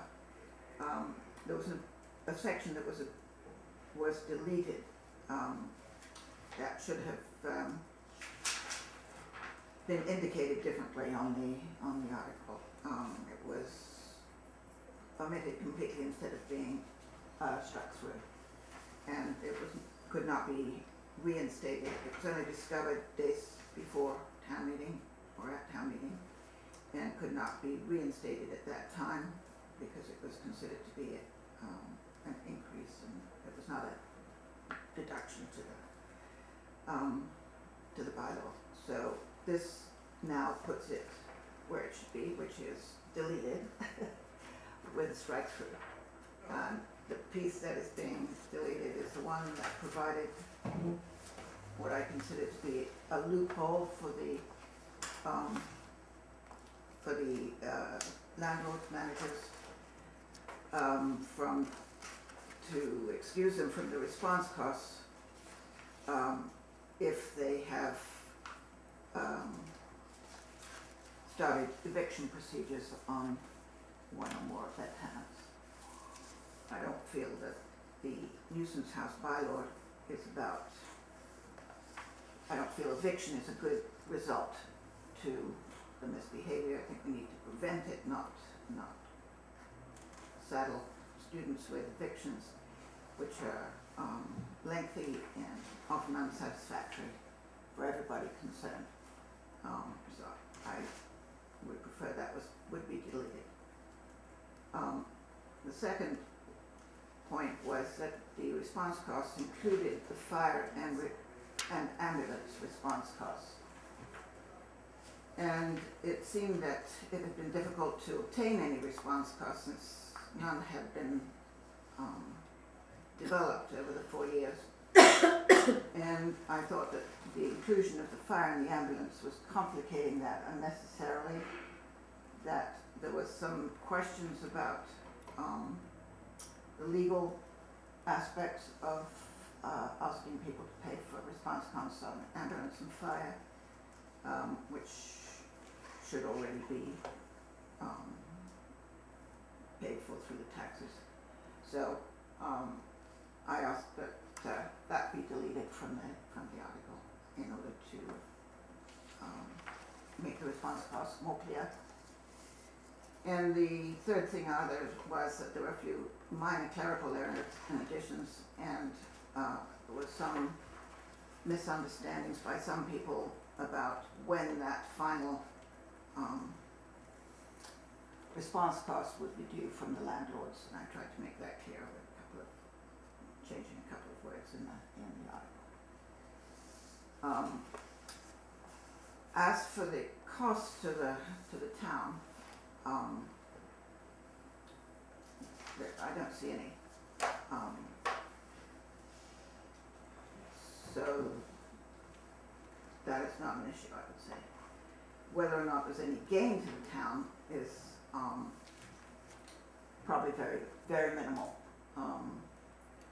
I asked Stephanie whether I could include the response cost amounts in this petition. And she said no, they would not be included.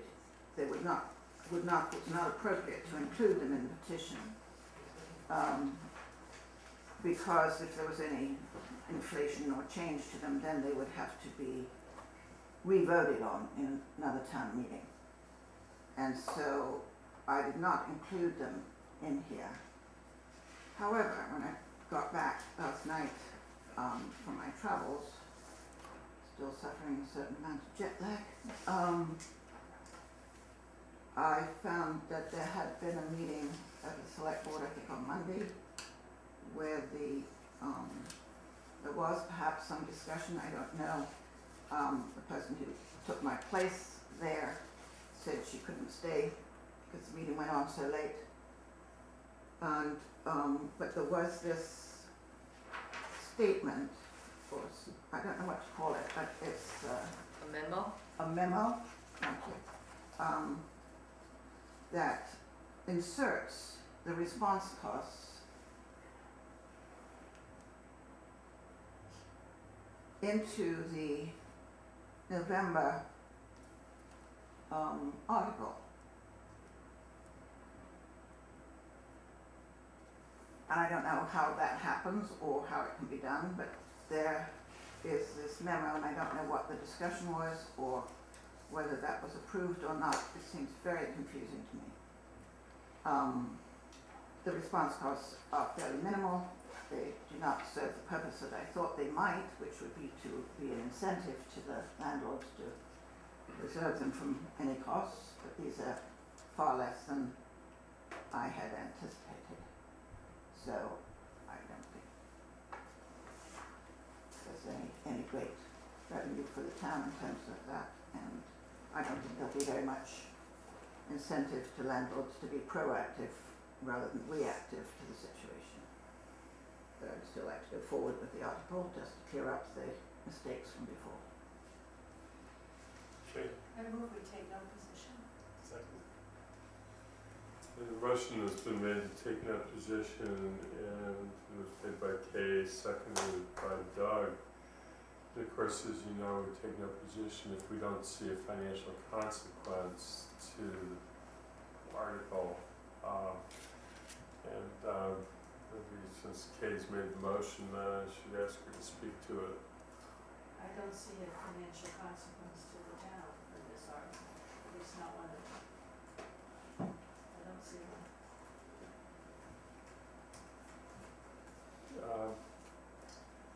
Yeah, I mean, I thought about it too, and the only one that I could think of is if there was a clear projection that we would actually be able to increase the collection of response costs as a result of doing this. And It's speculative. I think it's pretty speculative. It's sort of unfortunate because I can think of all sorts of great policy reasons that things pros are already stated them pretty well.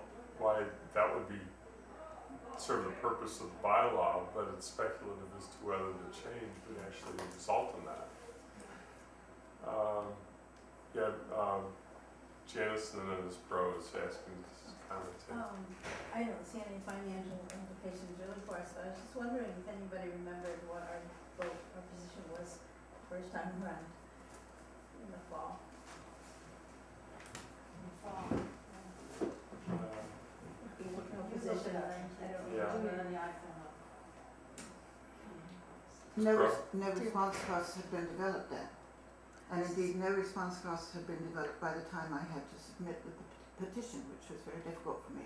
Yeah, I remember that. And I'm now finding this even more difficult to find that they've been inserted into an already existing, or appear to be. I don't know quite what this is. See, I'm not sure because I haven't seen what you're looking at, Well, so I this don't. was, I'll pass down to it, this was, I'll pass it back. following the select board meeting on Monday, was made available. Were you there? I was there, but I didn't stay for the article. So I don't know if there was discussion about it, but I find it very distressing actually that you can insert something into an existing article like that. I don't view this as being inserted necessarily into an article because it sets forth Article 19 as of the November 2012 town meeting. And then it says, at my request, Chief Livingstone has developed a schedule of hourly response costs to be assessed as follows. And this is a memo, by the way, from Jen Santi, Town Manager, to Select Board. It says, my request, Chief Livingstone has developed a schedule of hourly response costs to be assessed as follows. 1, patrol officer cost will be $25 per hour per officer with a 1 hour minimum. 2, supervisor cost will be $29 per hour per supervisor with a 1 hour minimum. And 3, police vehicle cost will be $20 per hour per vehicle with a 1 hour minimum. Cost will be determined by the computer-aided dispatch call, which lists location of the call, number, names of officers who responded, and the amount of time officers were involved in the scene. So I would assume that if 3 officers and 3 patrol cars went to a response, that we're talking about $45 times 3 times the number of hours that they were there as being the response cost because of the way that it's written. It's per hour per number of people. So it could end up being substantial. What we don't know is in a typical response, as mentioned as Pro, thank you for sharing that. What we don't know is in a typical situation how many officers do actually respond, and I don't know if Sandy has any information to add to that. I do not, I'm sorry. Yes, Kay. As I read that memo, it's not being inserted in the bylaw, it's simply information from the chief to the town manager about what response costs might be. It's not going into the bylaw. Well, And to follow up, we don't put the amount of money in the bylaw, right. because it could, next year could be a different Exactly. amount based on our. Exactly, that's So what that's- Stephanie told me. Okay. And then I saw this with it, the Article 19, and this sort of inserted where it would be. And I was also, But it's not in the bylaw. It's not, I don't think it's well, where is inserted. it? It's Well, it's just a little- cost that they will charge someone based on this. I think he asked what the response cost would be specifically, and Right. that's the reply. It's I'm just, it's confusing because it was placed in the memo after Right. they repeated the bylaw, but it did not make it a part of the bylaw. They couldn't have done, the chief wouldn't have had the opportunity to do that. But the question that's still speculative is that if these amendments are made by town meeting pursuant to the article that you're presenting, will it result in a higher number of officer hours being collected in fines than under the bylaw as it currently exists? And so I think that when we were talking about whether that seemed uncertain, therefore it's speculative, that's what we were referring to. But I do think that as an aside, that it's very helpful that the chief has put dollar amounts on it and the method of actually determining how many hours it is, because that gives them the ability to do something that they haven't done before, which is figure out and assess the costs. May I just have one follow-up? Sure. I think the other thing that was disappointing to me, I should say, is that it was my understanding from the bylaw that it would be the select board that would be determining the response costs. And because it was the select board, in my ignorance perhaps, or naivete, I thought there would be public comment and discussion about the development of these response costs. And instead, the town manager, who's not an elected official, has designated someone else to do the job. And I find that it doesn't seem like a full process. Yeah. I think that what I would have to encourage you to do is to go back to either the chair of the select board or the town manager to ask the question about how that happened. As a observer of the process, because we're no more involved in the process than you are, as a finance committee, our role is limited to what our role is. I don't find it to be an unusual process, but because in the end, the select board can only determine something that is clear, enforceable, and and legal, which is part of being enforceable. And so to asking the chief of police how he would go about assessing costs and how he would document it if it was challenged in court, given what we know happened in Boston, where there was a challenge to a similar levy, seems like a reasonable process to undertake. But how that process actually worked is not something that's in the knowledge of this committee. Yeah, I did indeed discuss this with Scott, and Yeah, he gave me so- a similar figure. But I thought there should be a public process that determined the response. And I would have to refer you back. So Mary Lou? No, I'm just saying that I agree with you, that usually is not the case. It comes from the people who deliver the services, knowing how much their costs No, are. I understand that, but I thought there would be, I thought it would be public. It wouldn't have just been determined, and that there could be some public comment about it, because it does lack the significance that was originally intended by the response costs. but this is not a deterrent in any way. Well, actually, it could be a deterrent, and just to point this out, then we should move along. Yeah. But the reason it could be a deterrent is that if somebody actually could figure out or get the information from the chief about what is the average number of officers and vehicles and supervisors who are responding to these calls, and how much time is it taking, and there can be there's an average number for that. We actually could be talking about hundreds of dollars. We probably are talking about hundreds of dollars per response, and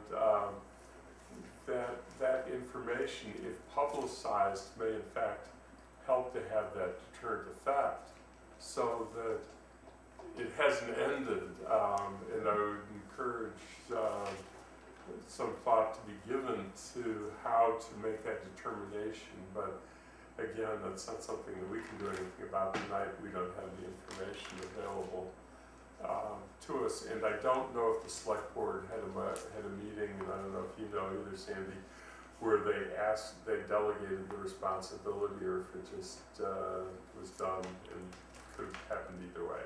I have no idea. So,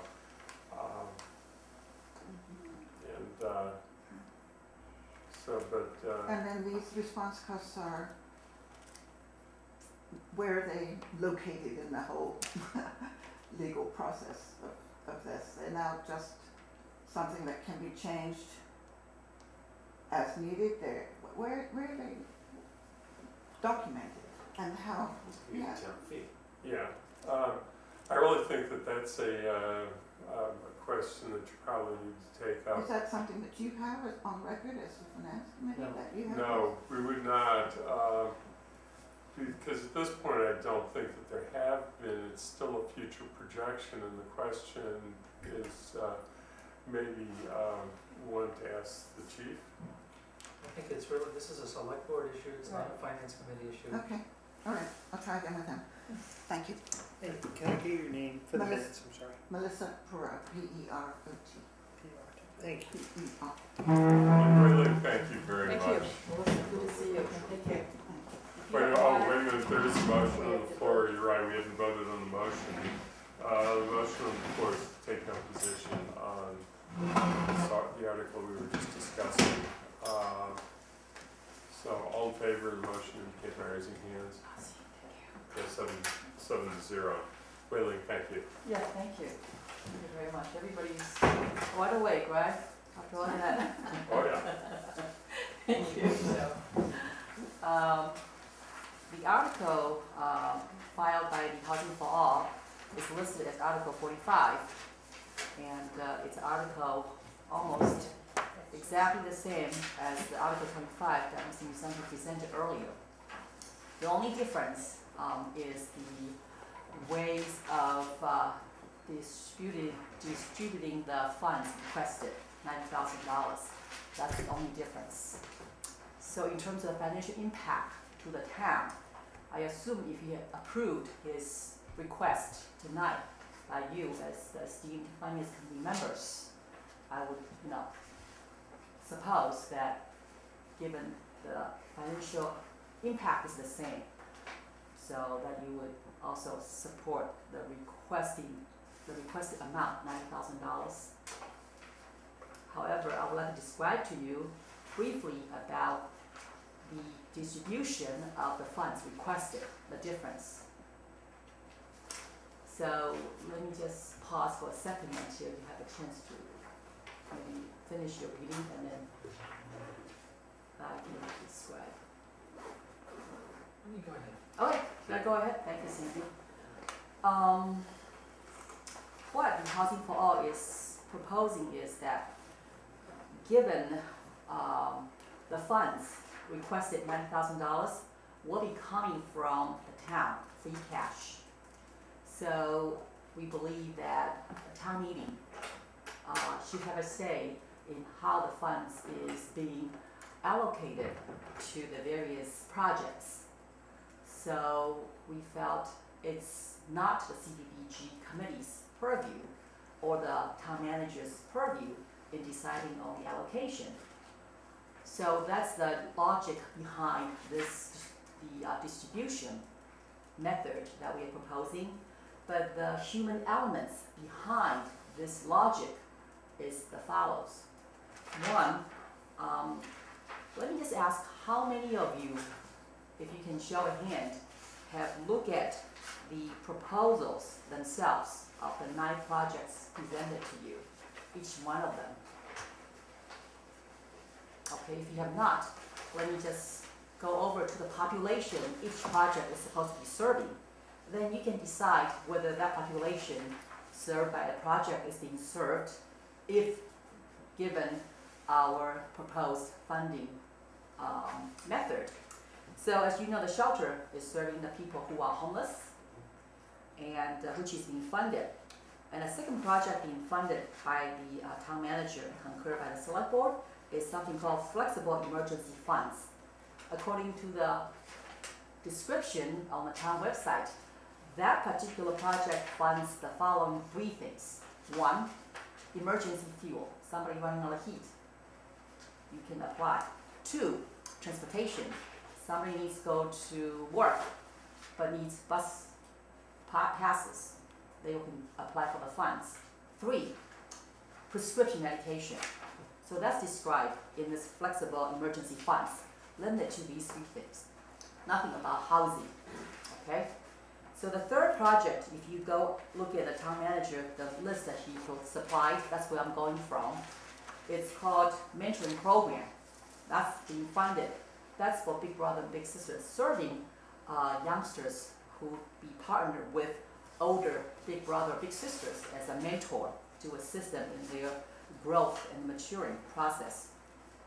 And the fourth project that being funded, it's called Emergency Funds for Resource Caseworkers. That's a caseworker served primarily, if not exclusively, families who are at risk or who are experiencing crisis. And that does not serve individuals who are experiencing crisis. So that's family focused, okay?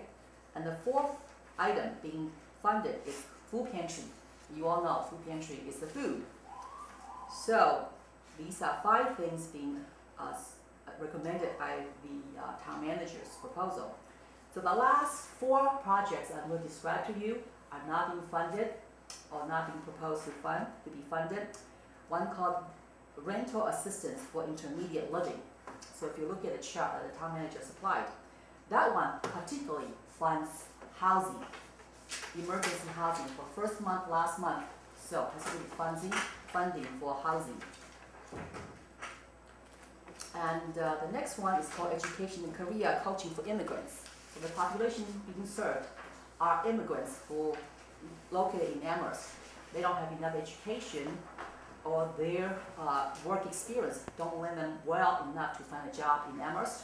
So therefore, this is a grant for the immigrants who are new in this community. That's not being funded. The next one is Passport to Success, GET2 job program. So these are for either parents or individuals who are high school dropouts who can't get a job, who are trying to get a GED, and this program will help them achieve the goal. And the last one but not least, I want to make a disclaimer, even though I am the head of the Housing and Stabilization Project proposal person, Amherst Community Connections, but I'm filing in conjunction with the Housing for All as part of the Housing for All member. Just want to avoid the appearance of conflict of interest. I want to make the disclaimer. I'm a member of the Housing for All, but I happen to be the executive director of the Amherst Community Connections that filed this. So the Housing and Stabilization Project serve almost exclusively of the people who are homeless, individuals, singles, not families on the street, or they are about to become homeless. So this is not being considered funded. So the projects are not being funded other populations. I want to ask you to think about, do they deserve our support to put them on an equal footing, meaning the immigrants, meaning those who are high school dropouts, meaning those individuals who are now being served currently in the town of Amherst, who are experiencing housing crisis. And it's different from the shelter. The shelter is serving people who are homeless, have no place to go. But this is something people who are on the verge of becoming homeless because they lost their job and they need a little bit of coaching how to get another job to become, having a roof over their head. And the one part is about the money allocated for housing. Now, that's a part is not being included, despite what Mr. Musante stated earlier, that by increasing the funds requested from $7,500 to $15,000, that will cover the housing. But as a matter of fact, if you look at the proposal of flexible emergency funds, unfortunately, contrary to what he stated, that's not part of the fundable elements in that part. So I am asking you, as those 4 projects are now being funded, to consider funding this rental assistance for intermediate living, RAIL program. And that program currently existed. It's a different name, it's called emergency funds, which funds people who are lacking in their first class of security deposit. So that is very essential, has a very strong success record. In our agency's example, for example, for the past 12-month period, we have referred secure housing, secure funding for about 18 families, which include about 14 individuals, and then 4 families who were either on the verge of becoming homeless or who were homeless, that they were successfully placed in a permanent, stable housing situation. So without the money coming from the emergency funds called RAIL, all the work done by, for example, emergency funds for resource caseworker, that you are considering to fund that, all the work done by that group, Family Outreach of Amherst, will be basically just give them a caseworker, but you don't have a place to put the family into because you don't have money to put down payment for first month, last month. So you really have to look at your funded projects in a holistic manner.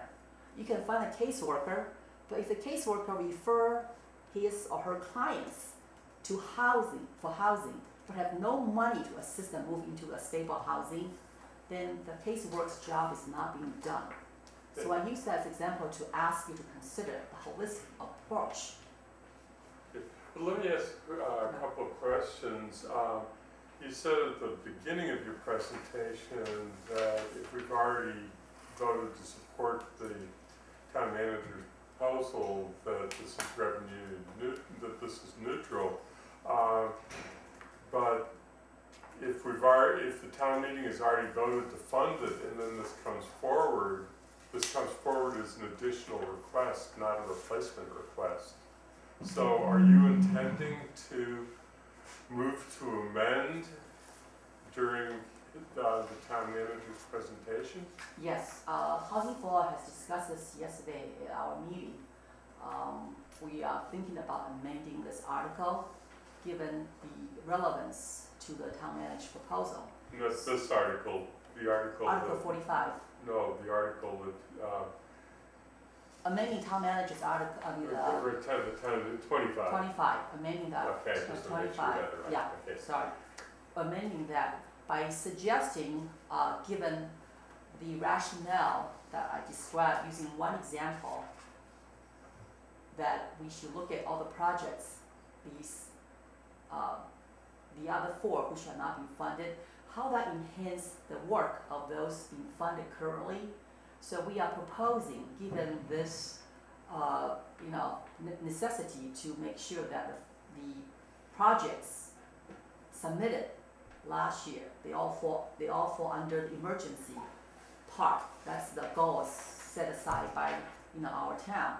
So we are proposing to fund each one of the 8 projects, not counting the shelter, but anything after the shelter part. If you look at your chart, there are 8 projects here. We are proposing we fund them, divide the $90,000 equitably, not to exceed, may I finish? Not to exceed the amount, for example, requested by the flexible emergency funds. They were only asking for $7,500. So our feeling is fund them $7,500, and then afterwards, the rest of the money minus from 90,000. Andy, Yeah. Andy, Okay. I understand what you're after here. I just don't know how we take a position on it, because in theory, if John's proposal is approved and goes through, it will render this moot. Isn't that true? Not necessarily, and I think that that's, I see several things that can happen, and I think that Wei Ling was very helpful in her response, because if Article 25 is proposed and then there's a motion that is made from the floor to amend it, to amend Article 25, to specify how the money is to be allocated as opposed to leaving it as the general motion that would originally be made, that would in fact be neutral, because we wouldn't be spending any more money than we had originally proposed to spend. If that motion to, passes in an amended, in an unamended fashion, and then petitioner Wei Ling or anyone else came forward and made a motion under the second article for an allocation of additional funds, that would be above and beyond the amount that we already had moved to put in. Okay. The $90,000, if I understood the town manager correctly, would go to the homeless shelter, and there wouldn't be any left over. No, the town, according to Article 25, that request $90,000 from free cash. Right, That's what requested. that's right. And what he that's wants to not spend for it the homeless shelter. The homeless shelter money come out of the CDBG. So the CDBG Unless we don't get any Unless we don't get it. CDBGs. Pardon me? If we don't get it. If we don't get any CDBG, Then that's a different then question. it's all $90,000 would go, under his proposal, would go to the homeless shelter. That, since we won't know till after town meeting acts on this, what it is that the state is going to do with the CDBG application. I thought he was very clear in all the meetings I attended that the state has provided this transitional CDBG funds, $450,000. It's the additional $400,000 that we are asking. It's not certain. So the state, according to the meetings I've attended and conversation with his staff. Yeah, Sandy? If the town gets the $450,000 grant and the recommendation from the town manager is that all $100,000 go to the shelter. That's correct. If there's more grant money, then that would fund additional, CDBG would fund some of these additional programs, flexible spending, this flexible emergency funds, mentoring program, Big Brother, Big Sister, and so forth. So if we don't get that extra money, then that $90,000 we're talking about would go to these other programs listed on this sheet. I just want to mention that to be clear. And I just also want to mention that the select board did take this up Monday night and they recommended against this article. Janice? You said that you had a possible conflict to our housing stabilization project? Right. So you're paid? Pardon me? You are paid by them, or you volunteer? I'm a volunteer. All the organization itself is a volunteer organization. No one draws a salary. Okay, so that's good to know. Yeah, thank you. If I can also point out one thing, I understand, in an event if the town only received the transitional CDBG money, $450,000, which is the most likely scenario, and the town doesn't receive additional funds, the town manager's position is to request $90,000 from town meeting, the town meeting approval from free cash, and that's what it's been explained. So we would like to encourage the town meeting to approve this request of $90,000. So the only difference is that we ask for equitable distribution of the town funds, $90,000, to be divided, to be distributed among the projects, 8 of them. That was the only difference here. And So we will only spend this free cash if we don't get the full CDBG grant. If we do get this full CDBG grant, then we won't spend any of the 90,000 under Article 25. Just to be clear.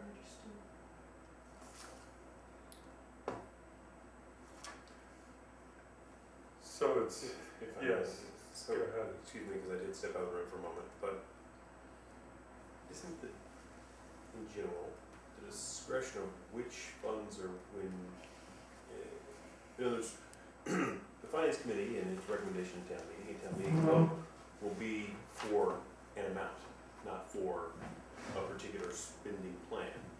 Well, that's how Article 25 is written. Right, Wei Ling has an article that tries to that specifically allocates to specific. programs. Okay, so that is the distinction also, it's not just the, I mean, the amount is the same, but this specifically says these are the amounts to be spent in each one, of course, not to exceed the amounts requested. So, typically that's not what we do. I mean, we leave that to the professionals that do that kind of work to make those decisions, John being the person in this case, but obviously there are parts of superintendent, et cetera. So I'm disinclined to take a position about the specific spending of these dollars in this. Yeah, Jay? Also, there has been since, I can remember since the town started, when it had excess funds from state aid, started funding social service agencies, there's been a committee that met and decided, because they always got more requests than they got money. There's always been a committee that decided which agencies would get it. It's never been up to town meeting to decide which agencies would get it, and that seems to have been the process here as well.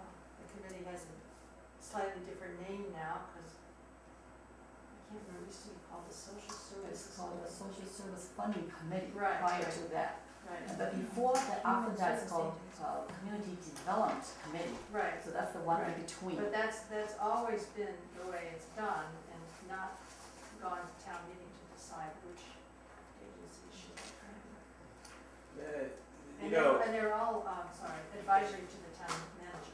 Well, to me, there's a difference in philosophy about here. You have finite amount of, finite amount of funds. Do you fund one solidly or many partially? And I think the town manager is making the recommendation that you just allocate from his point of view. It seems to me there's a difference in opinion with what the way you would like to see those funds allocated is a little to everybody. And what he's saying is for the funds to be most productive and most effectively used, they should be just focused on one particular area. So I think it seems to me like there's a difference of opinion. If there is more than difference of opinion, then I stand corrected. But if there's just a difference of You opinion, got it right. we I'd like can't to do correct anything. you, What can we if do? I may. Yeah. Go If ahead. I can correct you, the impression generated here.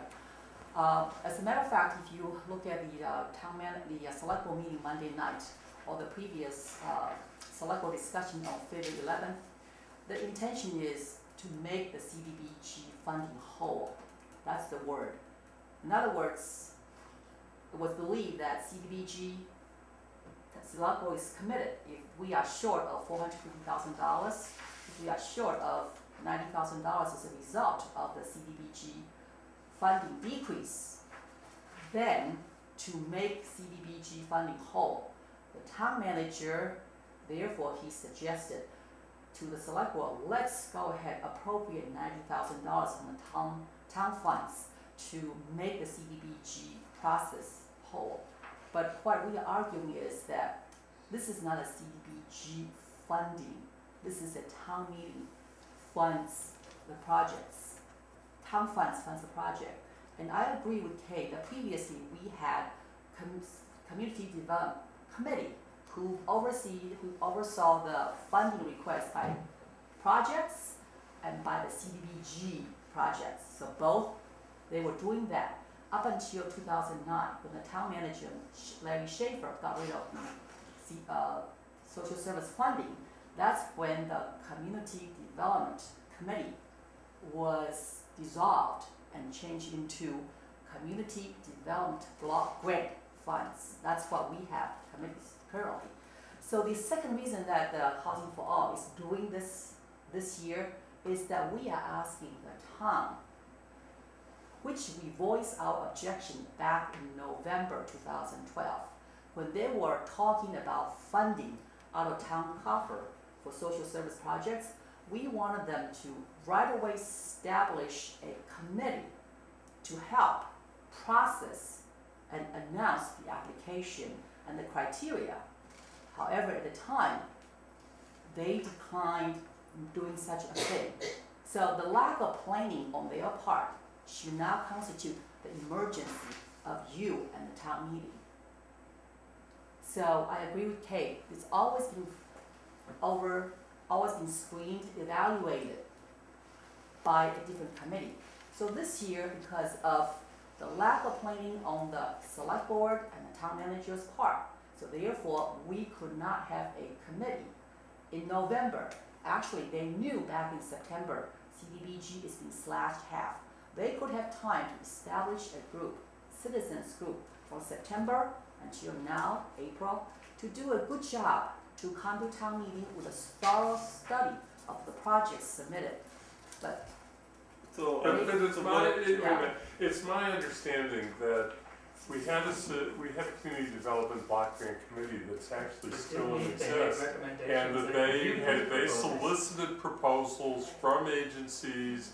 They reviewed the proposals. The proposals were public. They were on the website. There was a set of very clear criteria. There was an open process in public meetings in which they considered these applications that had been solicited, and based upon those applications, they prioritized what they would include in the community development block grant. The block grant was in preparation, and that process was underway at the time that we got the information that we were losing the mini entitlement status. It guided an application for continuation funding, and that is the basis under which it's going, so that there was throughout a very open, publicly solicited process for doing this. In no way I'm implying the process was not public. All I was suggesting from the Housing for All group is that process was meant for CDBG application process. And the consequence of CDBG process is there are only 5 projects can be selected. That's the difference. Only 5.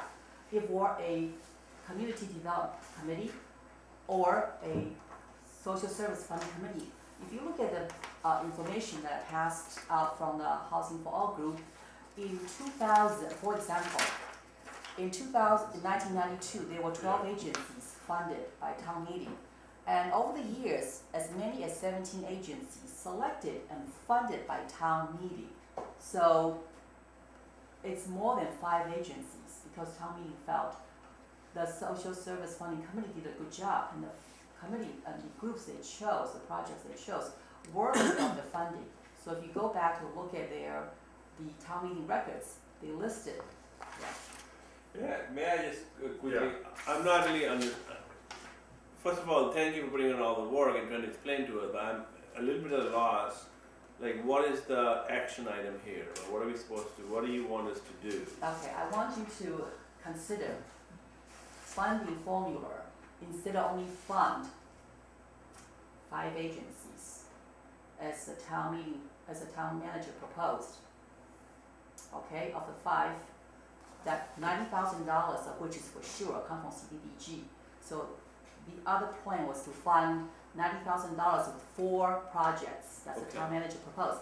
We are suggesting from the Housing for All to fund 8 of them, not 4, Out of town funds. our town funds. Okay, then, If I may, Right, I move that we take no position on Article 45. Second. so the motion has been made to take no position on 45, and second was by Mary Lou.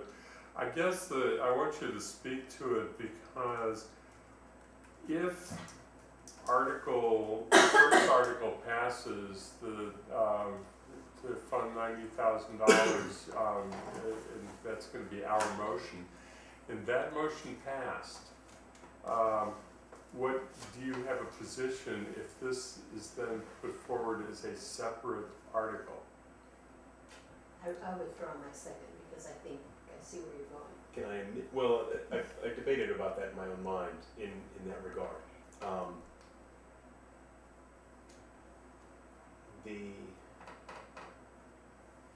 I amend my motion? Or I withdraw? There's no motion on the floor because the seconder So withdrew. I can withdraw as well.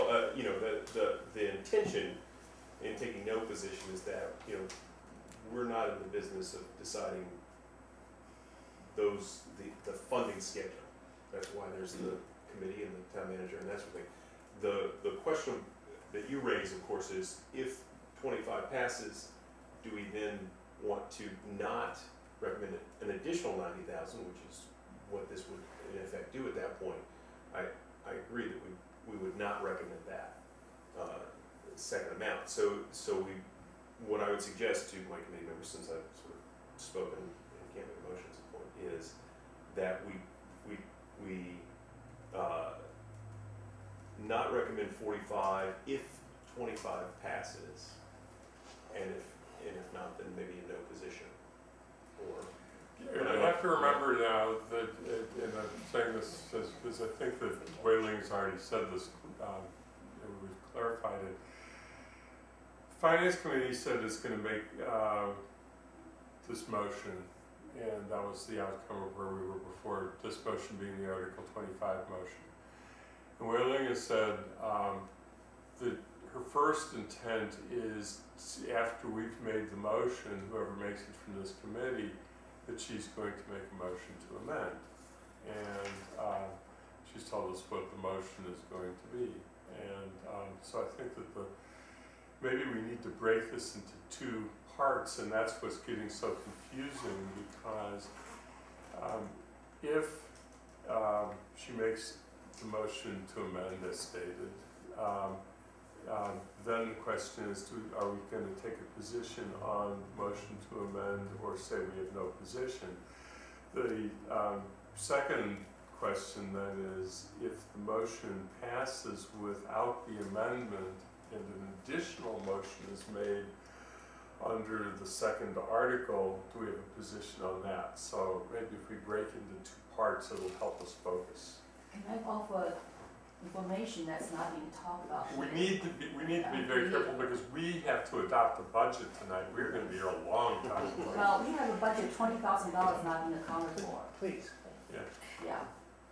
I just trying to keep it short because I don't want to retread ground. I don't mind getting new, but I don't want to retread. Okay. I am not clear on what her amendment is going to be to Article 25. I think that was pretty clear, but that is a fair statement to say because I think that if I did understand it, that the motion is to amend so that the Article 25 motion will specify that the funds are to go to a larger number of agencies and to be divided in a equitable fashion, as and I think that that's been pretty clearly stated. Yes. Well, I'm going to move to not recommend that amendment because to have the wording be equitably distributed, and at least your list of 8 agencies here does not include Craig next door is the homeless shelter. That will be funded, that's already automatically funded by the CDBG money. You're assuming already. that the CDBG money is going to be given to the town, and we cannot know that for sure until after town meeting is over. I understand, but from all indication, so, yeah. By the way, the town manager's number is $20,000 short of the additional money that he requests for the other 4 projects. It's only $70,000, and he's asking Mary for Lou, you $9,000. seconded? Okay, so we have a motion that's been made by Kay and it's been seconded by Mary Lou to recommend against a motion, Article 20, under, it would be offered, if an amendment is offered to Article 25 to specify the agencies to be funded. Well, I thought that's Article 45. No, this is, we're first dealing with Article 25. Article 25. 25 is the town manager, the one we're filing, that we're moving on behalf of the town manager. Pursuant to our previous vote. So there's the motion that Kay has made is to recommend against any motion to amend specifying the agencies to be funded under Article 25. And is that what you have seconded? Yes. I just want to make it clear that everybody knows what has been moved and what has been seconded. Any further discussion on the motion? Hearing none. All in favor? I think we're unanimous on that 7-0. Now the second question is, if a motion passes under Article 25, I guess that there's really two possibilities here that you need. It could pass or fail, but then we get to Article 46. So I'll leave it to Doug because you're obviously thinking about this, Doug. Right. So you want to speak on it?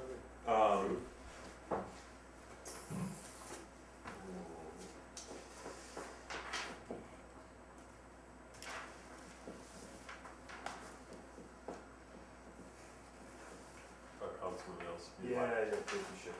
Okay. Too late to think clearly on what to say there. So the question is then under Article 45, we could either do it as 2 motions that have a contingency, or it could be capsuled into 1 motion, I suppose. At least if I can I do don't know. that. I'll try. I move that the committee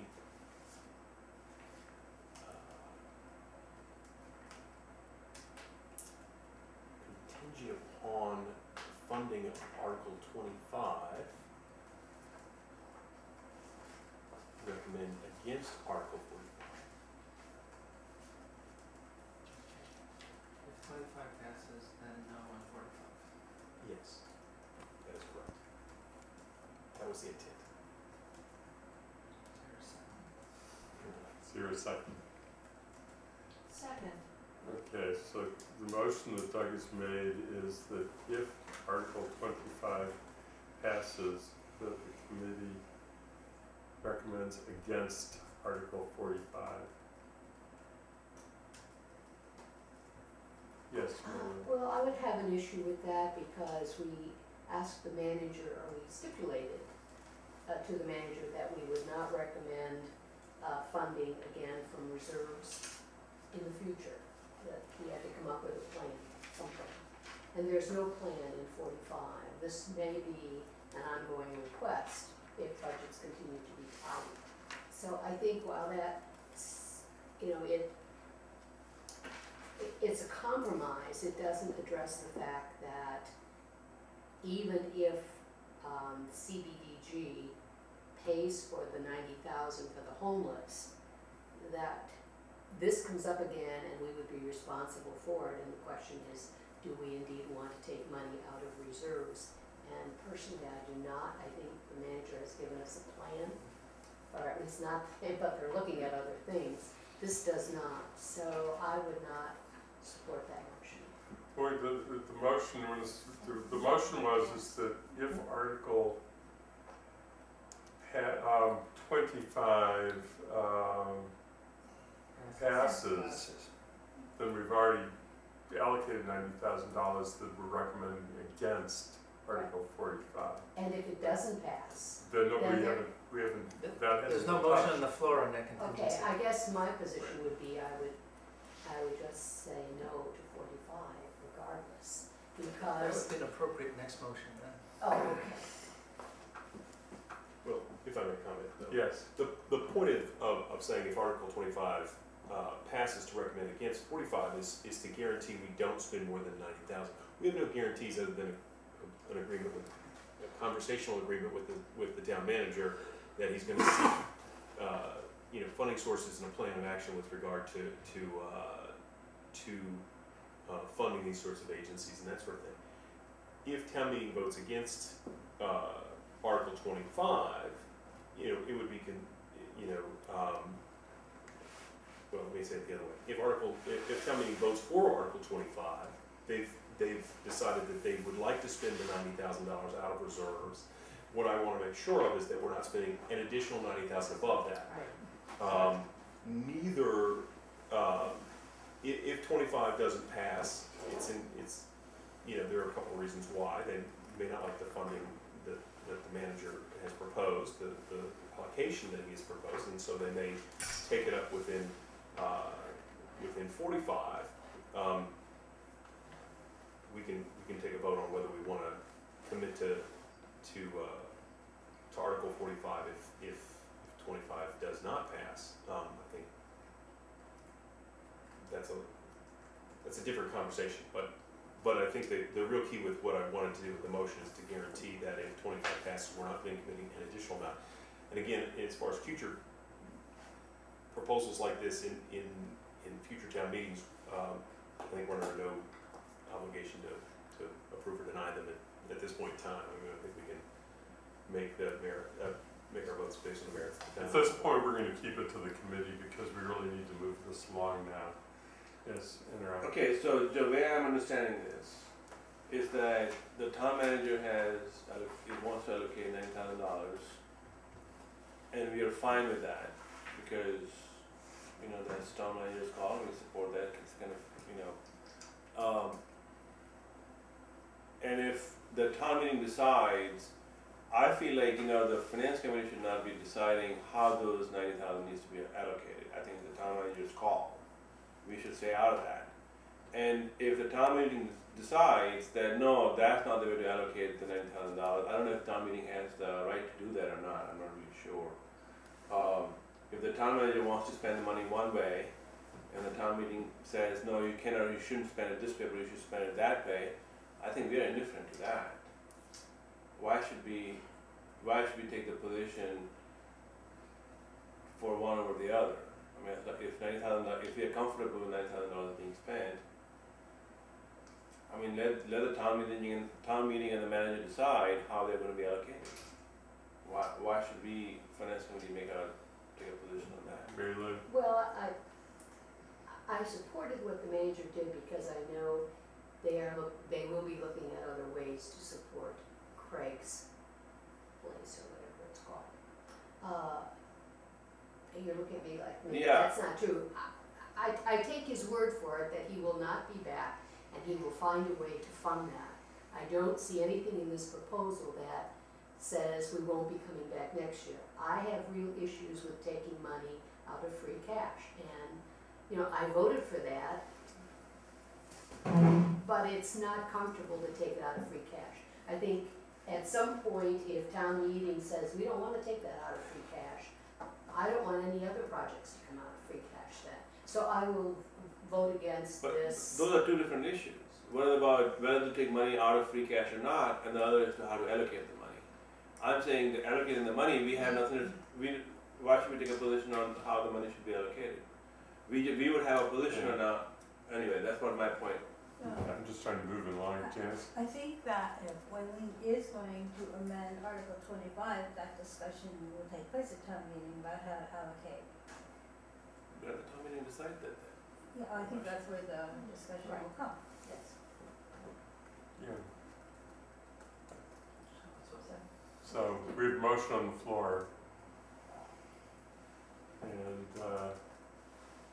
motion is, Article 20, it's contingent upon the Article 25 having passed, then we're recommending against. So, let's see if there's ready to take a vote on the motion on the floor. All in favor indicate by raising hands.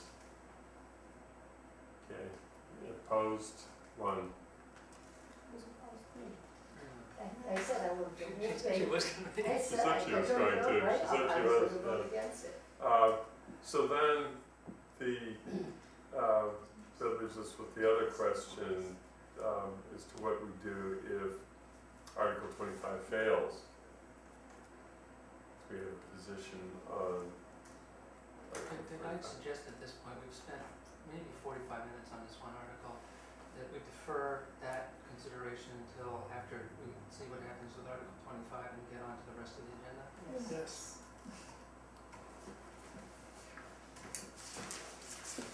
Sounds like a reasonable proposal. Is there, just an agreement to defer to town meeting?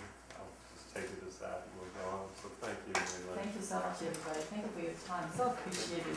45 minutes of your time and effort on this. Thank you so much, everybody. And, thank you. And, so we need to, get onto the revolving fund and, Yeah, I'm just gonna pass out a couple of things. This is a list of the articles that are taken up, I think, in order of spellings to be taken up.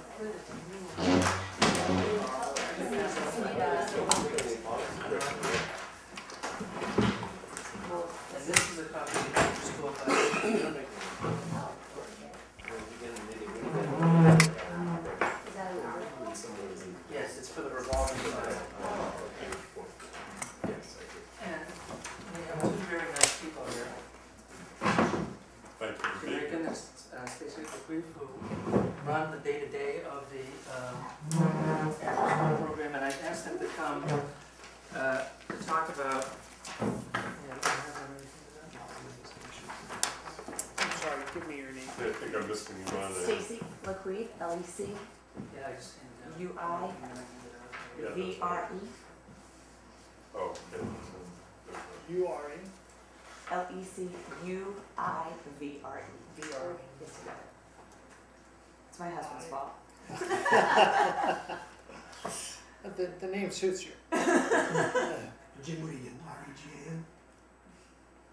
Quite simple. Easy. Yeah. Thank you. Yes, go ahead. Thank you.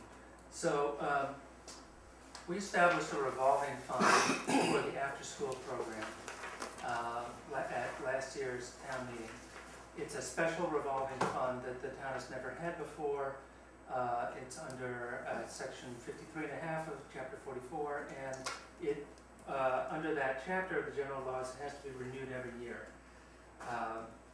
It has a spending limit of $400,000, and that's what we're recommending again in this year's article. And any funds that remain in that fund at the end of the year stay in the fund, as opposed to the other revolving funds that FLSSE has had over the years, where that money reverts back to the general fund at the end of the year. So this is the budget which Stacy and Jim have put together. So what I want to do is just quickly go through the budget and then have them talk a little bit about the program itself, and then whatever questions people have.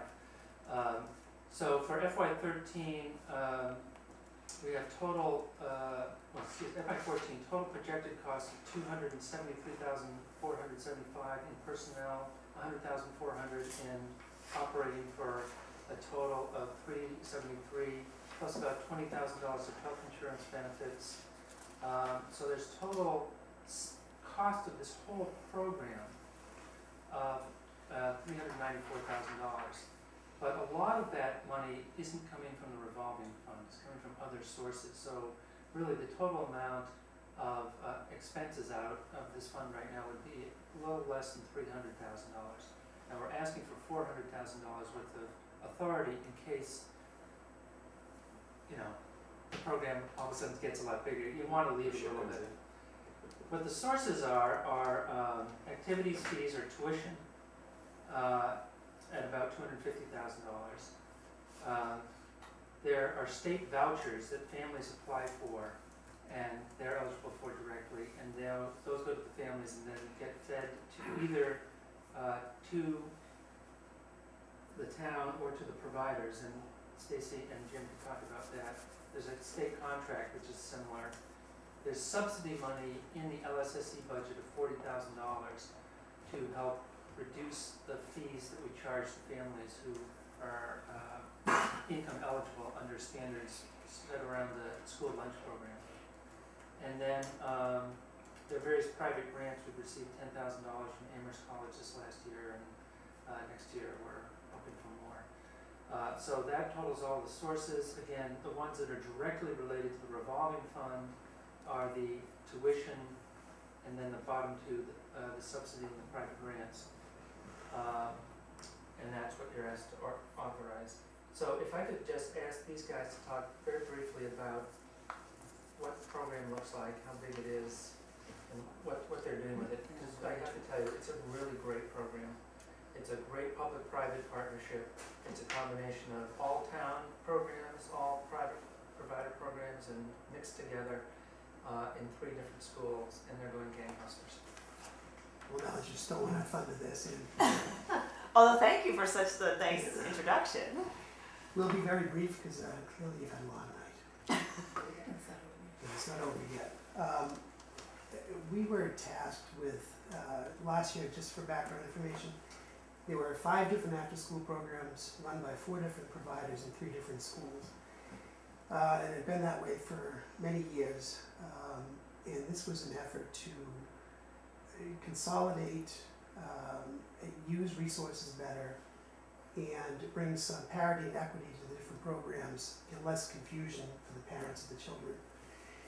And by our estimation, we've accomplished that. We have 3 programs, 1 in each school, 1 run by LSSE, 1 run by Capacidad, 1 run by, it's still called Marks Meadow because it's the carryover from what was at Marks Meadow School. And we've developed a very strong partnership with 3 different nonprofits, the town, the school.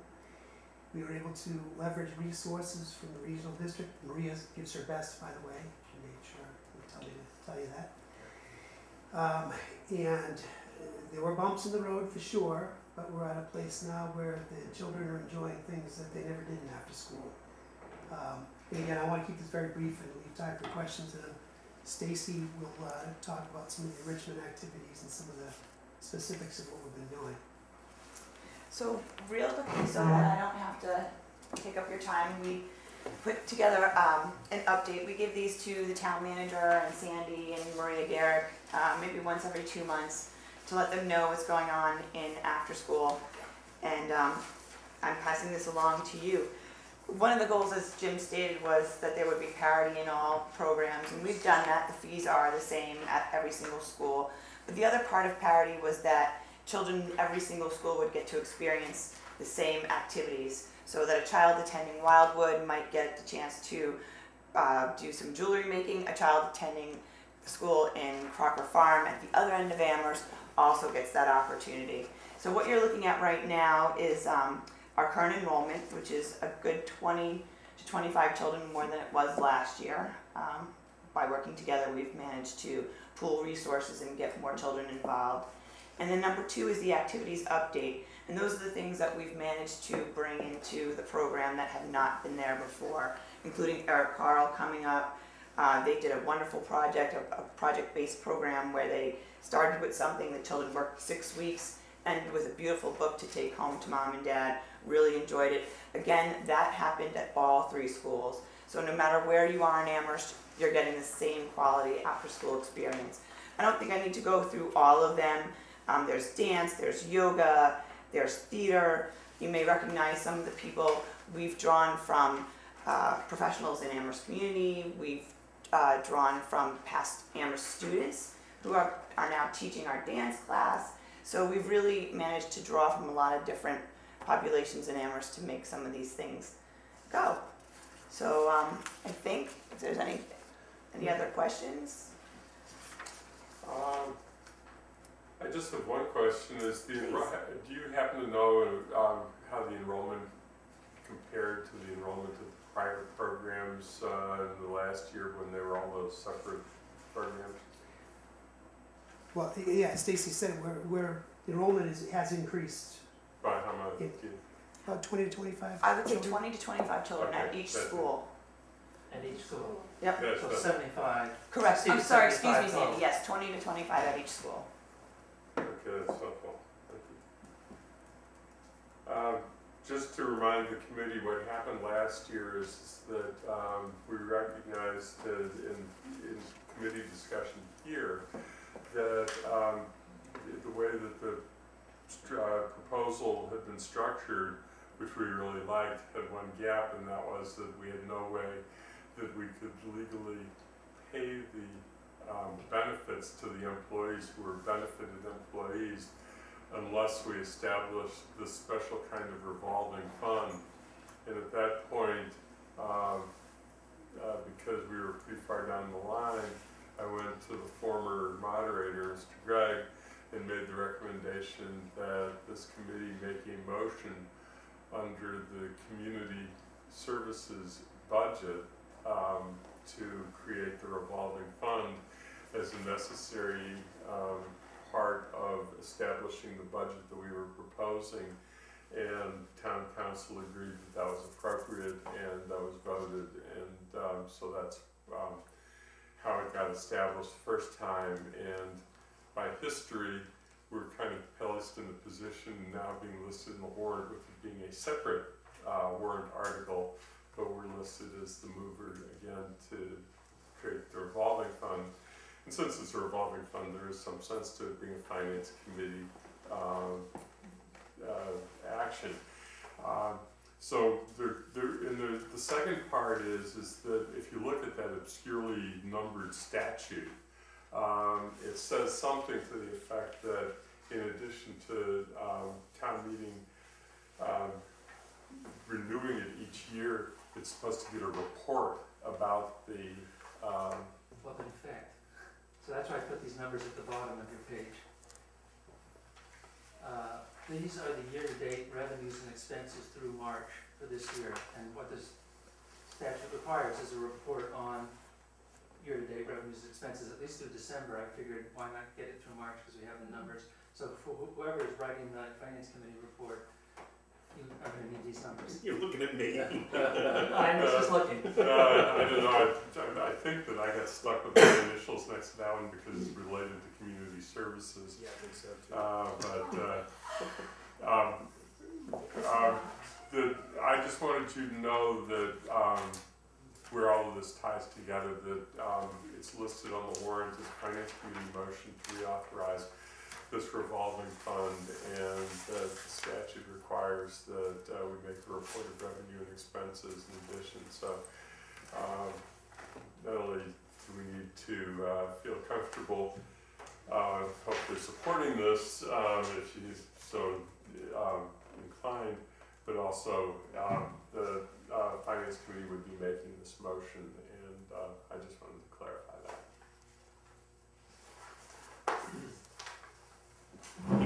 Question? Yes.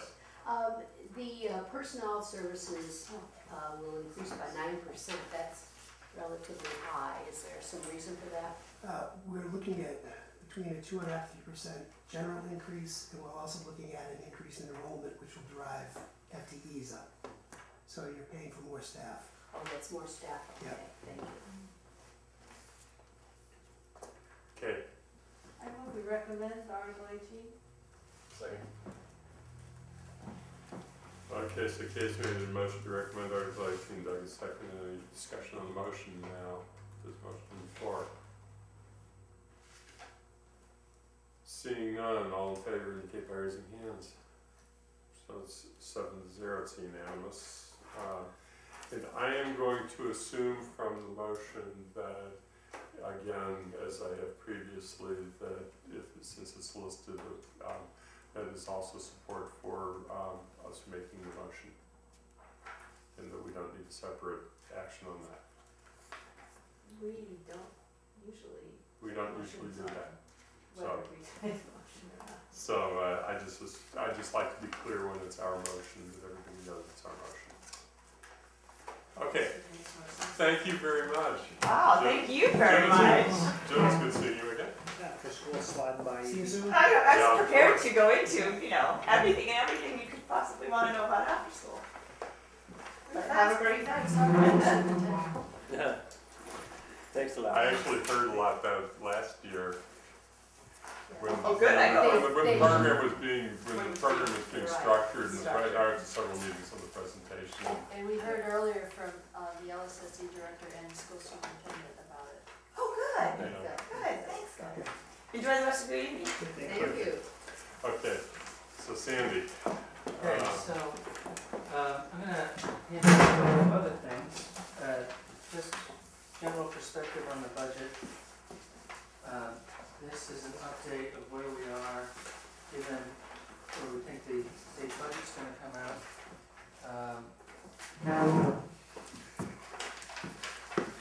So you know what our numbers are. Did we get the cherry sheet? We did not get the cherry sheet, I didn't check tonight, but it's not out. So this is, consider this a preliminary draft. It's going to change. We got about $168,000 more in local aid than the governor's budget. What I don't know yet is what's gonna happen with assessments. So that 168 could change in either direction. That's the governor's budget.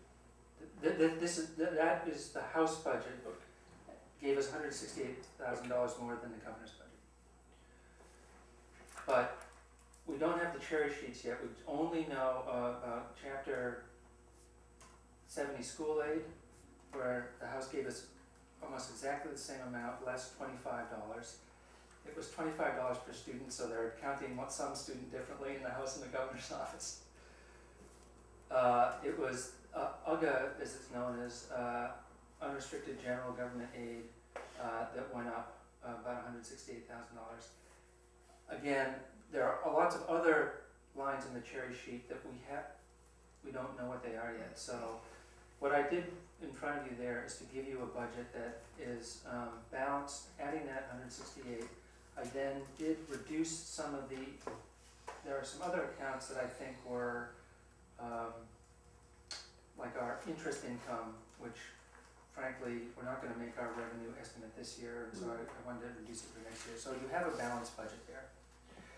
And again, it will change, but I wanted you to see what it looks like, so you can see the total numbers for the appropriations for the town, the school, the library, and the region. So that's number one. Number two is I gave you the list of remaining articles on this list here. And then Andy, I guess, some of these are financial, some of them aren't. Like, the reports and transfer of funds and so forth, whether we want to take votes on all of this tonight.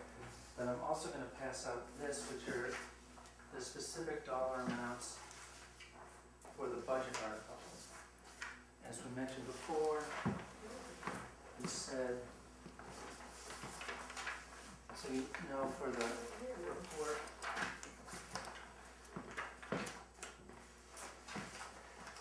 and then on your sheet there are other things like the JCPC numbers that we'll get to once we get down there on this sheet, the one I handed out before, that has the whole list. So I guess really the question is, Andy, in what order you want to go in for the things on this list that still have not had votes? Okay, the one thing I just want to point out is under local receipts, there is a line that has the Safe and Healthy Neighborhood additional amount in it, and I believe it's licenses and permits. That is true. And you see for FY14 a proposed increase of 14%, and that is because of the assumption of the additional revenue, and it just takes you back to the prior discussion. So that's the only thing I'd add. Perfect. So then we just need to decide. Yeah. So I think that what might be helpful is to just do the operating budget motions while we're in a block while we're thinking budget. So the motions that are gonna be recommended are, as Sandy says, it's an imbalanced budget with these revenue assumptions. And that includes the Safe and Healthy Neighborhoods revenue assumption. And there may be some minor changes that have to be made in this, but it won't take us out of balance.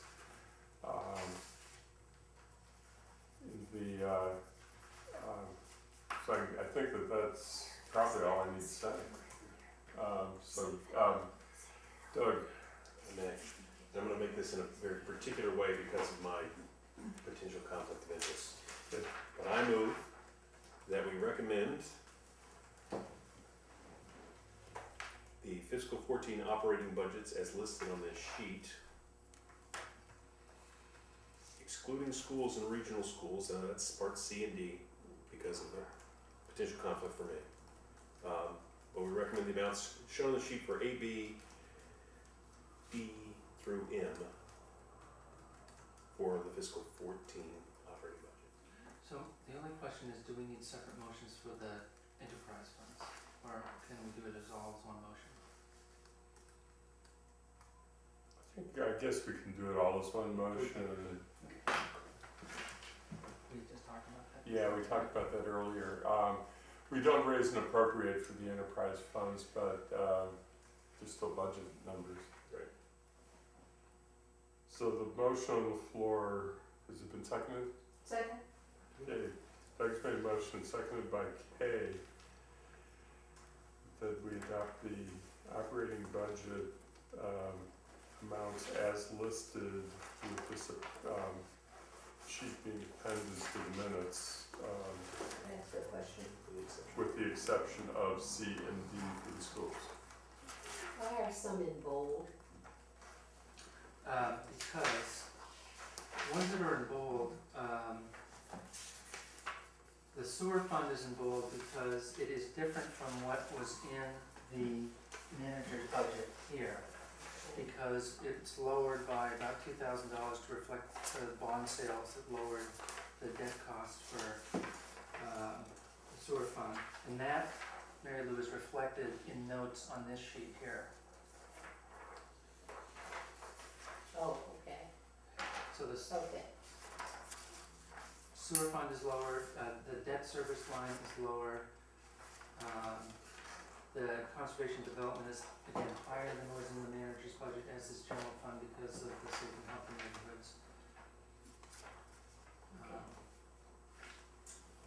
And we'll come back to the schools in a second Right. because that's a different motion. Yes, Janice, next. Is the library services total budget, different by the $1? Did you change that? I changed it from what Sharon gave us, so it matches, right, it's different from that sheet. It matches what was on the spreadsheet from the manager's budget, which what Sharon gave us was $1 higher. I lowered everything by $1 after consulting with her. Okay, but this is the amount that the trustees voted. Does that make any difference? It is, when I talked to her, she said she would deal with the trustees on that, but to put forward the lower number. Okay, so I sent my write-up to Kay today, so you need to change that. And then also the difference. Make sure the difference in the percentage is right. Do you have a spreadsheet? I don't have it with me. I don't think the percentage is gonna change, it's just Just, a dollar. I need to point something out though, maybe, I feel badly when we do this because of the hour, but I think we do because there's a consistency policy here. A similar thing happened with the schools, and we're dealing with it in the opposite direction in the schools, and I'm a little bit uncomfortable with that, even though we seem to be where we are.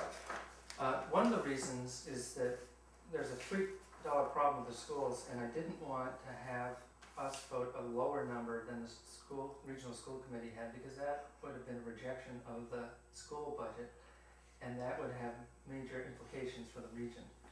So that's why that was That's really why that's there. And plus, I talked to Sharon about this dollar months ago, and she was fine with changing it, so. That makes sense for the regional schools, so. And for the elementary too. The elementary is a different issue, but we'll get into that in a second. Okay. So motion on the floor, any other discussion on the motion on the floor? Okay, It would be helpful, I think, for the minutes and for us if we had dates on these two documents. Yeah, that's So great. that they Otherwise, could be they have a copy. described in the minutes, we would know what we're talking about. Dates on, Oh. those documents were dated. These, if they were dated, it would help, so we Maybe could we just now put get the it now. date on it. yeah, And It's For- today's date. 4/11. yeah, they put the day's date, and I've been posting our handouts on the website, and so I will put dates on them, and when they post it on the website, they will have the dates. Good, thank you. Identifying it is important. We have. We already have it. I draw my papers. okay, so we're recognizing that these are documents dated 4/11/13. Okay, motion on the floor made and seconded, for the discussion. If not all in favor, you get by raising hands. So it's 7-0. Now we need somebody else to make a motion on, the two lines C and D under article. Move that we appropriate, move that the town appropriate the monies listed for the elementary and regional schools. I'll second that. So the motion has been made by Mary Lou and seconded by Janice, on the two schools items. And I think that we've actually got the presentation as to that there was a discrepancy between our original amount projection, of $3, and the amount that ended up, here, and, the reason to go forward is because that was based upon the whole numbers that were put out to 4 different towns, and we need to stick with consistency of adopting a budget that, accepting the budget for, as recommended, so that we don't end up rejecting the budget.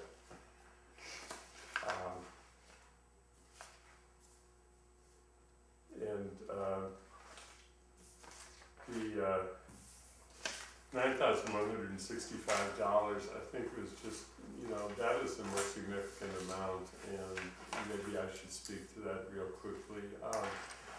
It really was a matter of something that was just bad communication, and it wasn't anyone's fault. That the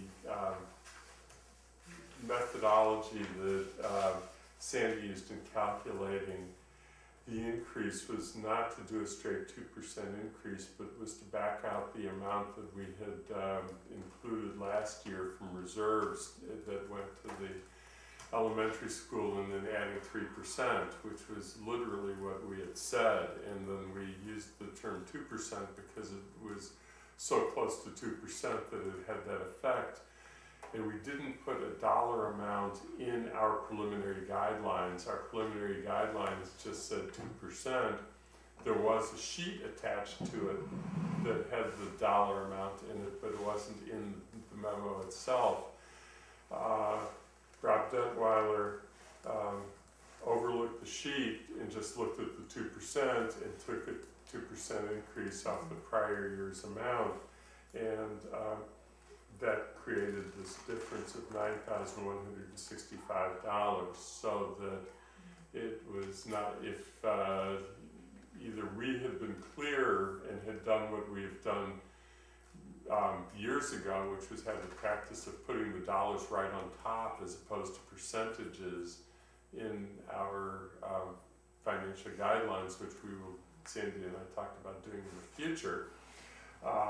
This wouldn't have happened, but it did happen, and now the school committee has gone through this whole process and voted it. So the question that came up, did we propose the number that we had originally said, or do we propose the $9,000 diff, which was really just created by a different interpretation of the same document that has gone through this very elaborate process of development and acceptance by the school committee that we had previously heard about. And given the size of the total elementary school budget and given the size of the budget as a whole, I felt that it was appropriate to present it to just go ahead and fund the elementary schools in that slightly higher amount as passed by the school committee, and not ask the schools to go back and redo their budget process for removing $9,000 out of what's a $21+ million budget. So that's the explanation. Yes, Mary? But probably in the future, if any group comes before us and we take money out of reserves to help that budget that year, and then, you know, the next year they're going to be on their own, maybe we need to be more clear in our own motion and minutes that this won't happen again, that you will actually place the next year's percentage on what their budget was minus what we took out of reserves. Well, I think what we need to do is give the schools and the library an exact dollar amount of the appropriation, Right. not just a percentage, which is subject to somebody doing some math and having a different interpretation. So the clarity is key here, and I think the way to be clear is to get it to the dollar. I agree, but in addition to that, I think the rationale of that needs to be there when we give that money. That, remember, next year, it's going to be based on the other. Yeah, I actually think, and it's sort of hard at this point to go back, if you look in our town manager's green notebook on page XX and near the beginning, you'll see that's where our preliminary guideline memo is set forth. And it may have been, it varied in here, and it certainly, the dollar amounts was in the attachment to it, but it's still is sufficiently unclear as to have created the problem. And I think that you're right, we need to be clearer and give them both a clear rationale if it isn't clear here and the dollar amount. But isn't that why we gave them only 2% and not 3%, because we gave them money the previous year? So That's correct. So The difference is 1.96 versus 2.00. The difference is the second decimal place. That's the distinction. Right. Mr. Detweiler took exactly 2.00%, whereas the number that Sandy was working from was slightly smaller. Yeah, okay. Yeah. Interesting. So it really was a matter of miscommunication because we weren't sufficiently clear about methodology nor dollar amount, and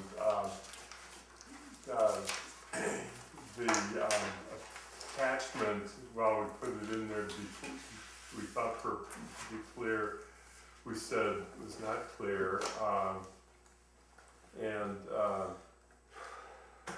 so, and if you look at the beginning sentence, and what it says is, for the Amherst Public Schools, a 3% increase is calculated from the amount that town meeting would have allocated last year had it not added $218,200 from free cash on a one-time basis, anticipating new revenues from accepting school choice. We asked that the elementary school budget be developed with a 2% increase from the actual fiscal 13 budget. So when you look at those two sentences, which are in the first paragraph, you pretty well can read either as an acceptable answer. So I don't think that it's a reasonable thing to sit here and beat ourselves up over it. We just have to make a decision as to what we're going to do this year, and a resolution to be clear every year in the future so that this doesn't happen again. So with that said, we have a motion on the floor, and the motion is for the amounts that are listed on the sheet dated 4/11/2003, which we recognize to be different by $3 for the regional schools and $9,165 for the Amherst elementary schools from the original amounts of the preliminary guidelines, and that motion has been made and seconded. So, any discussion further on the motion? Hearing none. All right, is that discussion before? Who made that motion? I did. Okay, so we're essentially giving the elementary schools $9,165 less. More. More. In the elementary school, it needs regional 3. But on this sheet, it's the lower number. No. The elementary school budget, it's the lower number.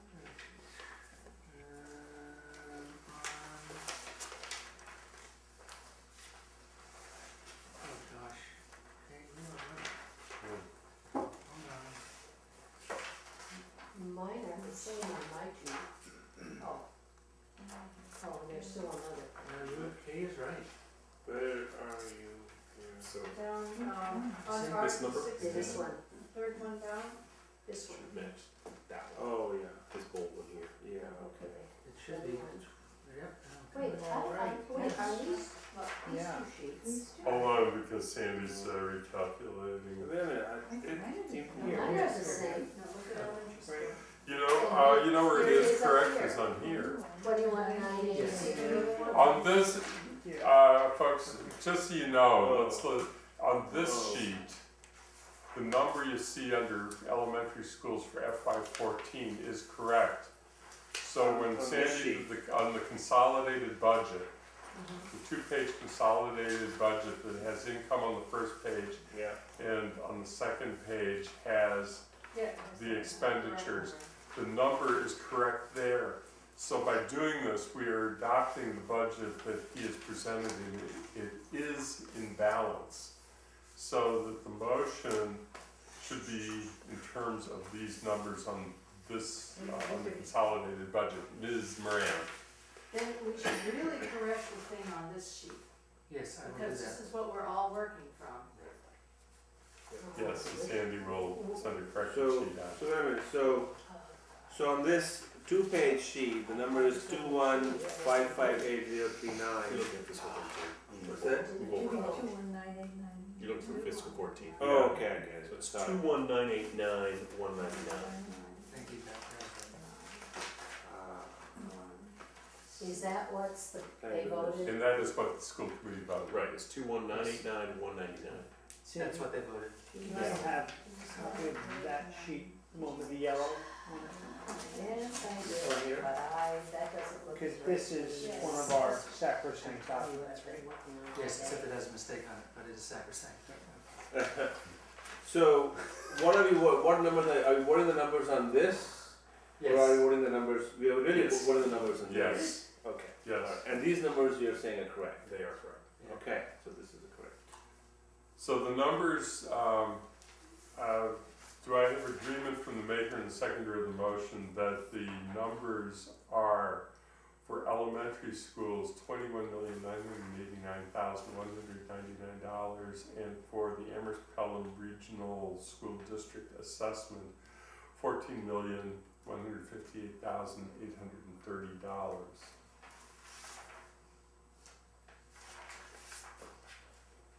So, is it agreed to the Yes. maker and seconder of the motion that that is the motion?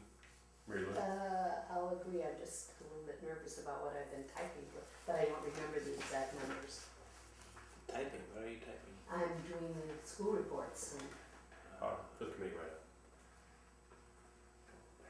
So,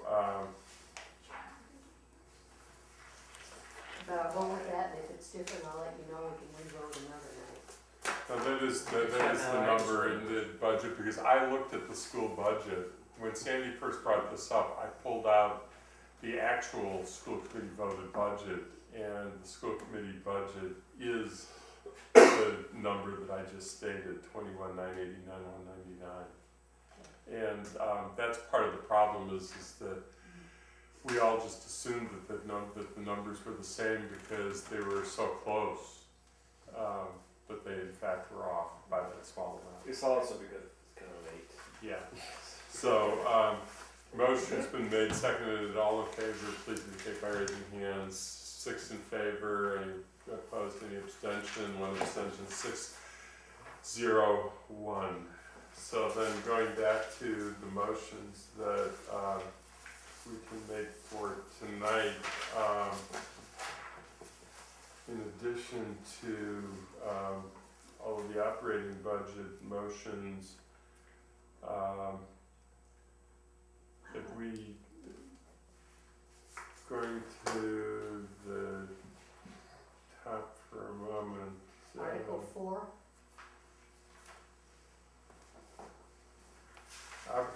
Didn't we do that? no, we did 3, and 4 I have ready to go, just the vote I need. I think we did those together. No, we didn't, we No, I just don't did think so. 4. No, we didn't. The select board That's hasn't why it's seen up at the it. top here still is, Did the select board I approve that? remember that, yeah. Okay, so Article 4 is the optional tax exemption for tax work-off program for veterans. so this is a program that's similar to the one that we have for seniors. It would be up to $1,000 off of a veteran's tax bill. It's paid for out of the overlay. We would need to establish rules.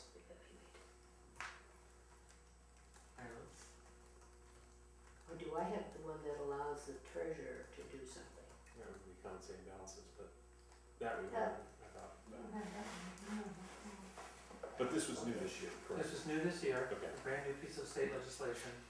We need to establish rules for how many people can participate, and that will drive what the cost is gonna be and so forth, and those will be developed by the select board once this is adopted by, town meeting. The town meeting has to adopt the, statute first. So it's a motion. Doug? I'll move to recommend Article 4. Second? Second. Anna Wright seconded, Doug made the motion, discussion, none, all in favor indicate by raising hands, 7-0. Then, Who's gonna write that one? Well, I thought that was not the one I have the compensating balances. I'll write Article 4. Okay, I'm struggling through the other. okay, and compensating balances, we did previously vote compensating balances, I believe. Did we? No, Okay. Anybody want to make a motion under compensating move balances? approval of that.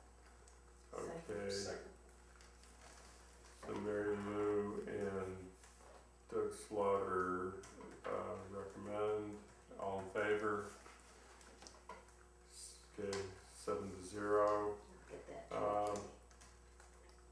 What number is that? 5. Five. From last year. I did. Street acceptance, Lumpy Drive, we didn't even end up talking about. And he agreed. True.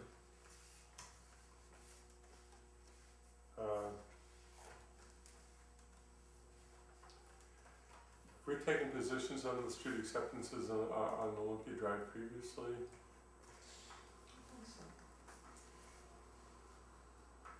And I think that the biggest argument is that it does make financial sense to do it because it allows the completion of the project and allows CAP to proceed to a project that the town has invested substantial monies in, and town meetings in this committee have put substantial time into over many, many years, and without the street acceptance, it can't finish, and that would be a total misuse of all of the town and volunteer funds that have been expended. Janice? Was that the one that wasn't ready in the fall? Yes, So it's ready now? yes. Have we seen it?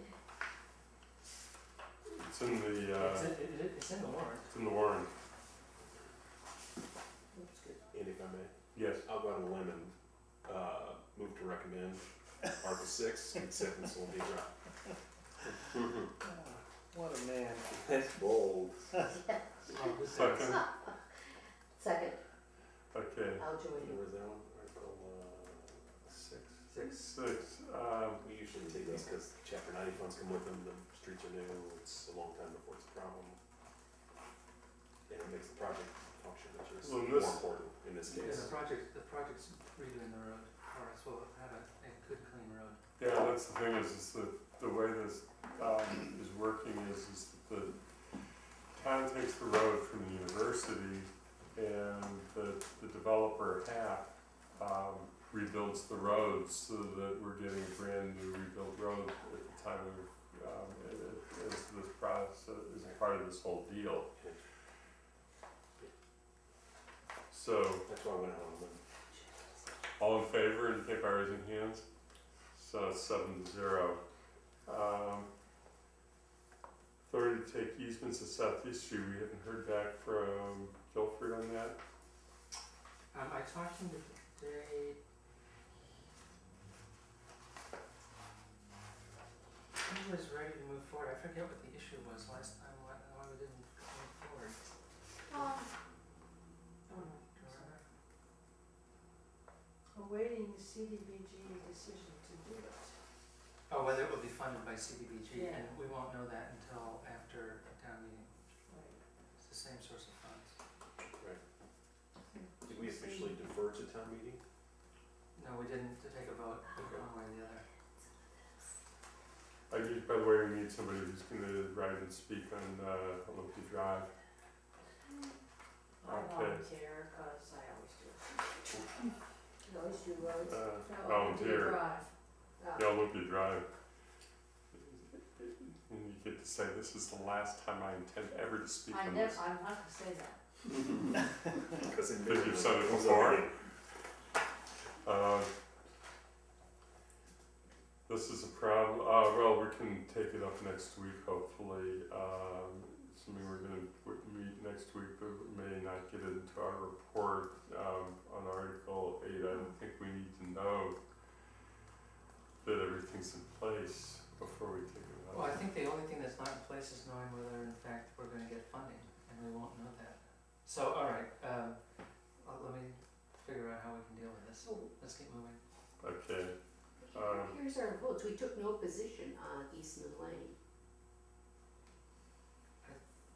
I think that the argument that we had for taking a different position on Southeast Street was that the town had made substantial promises to the abutters, Hampshire College, Athens in particular, that we took certain lands from them and that we promised we would release certain lands back to them as a part of an overall process of realigning road, and we needed to get land and then give it back as you would to realign road, and that if we don't complete our end of the bargain, that either and both of those entities would have a claim against us for the breach of that agreement, and that given the fact that of what this is, since it's easements on the side of the road, that it makes more sense to make the economically wise decision and do what we're legally required to do than risk litigation. And that was true for Athens, but not Southeast. And that was true for, Yes. Southeast Street's a different. oh, that's right. So does 7 doesn't, we've already voted on 7. That's right. So I was mistaken in what when I said that. I was thinking. And we have a Something wait different. on Southeast Street, and the next 9, 10, 11, we have yeses on. Can I write up 7, 9, 10, and 11, because I did such an incredibly elegant job in my minutes, and I already have that draft done. 7? 7, we had no position. Wait, what do you wanna write about? I want to write up 7, 9, 10, and 11 in addition to my community development, because I feel like I've shirked my responsibilities here, and I've already drafted those in my own minutes. Oh, these are Eastman Diane Lane. and Eastman Lane. Okay. We had no Eastman, position the, on that. Boltwood Walk and the Atkins Corner. Yeah, and we had no Yeah. position on Eastman and yes on the other three. Yes on the other 3, correct. Yes. So that because I stand corrected on what I said before. So we're left with the southeast street. I'll take that as a yes. Yes, thank you, both.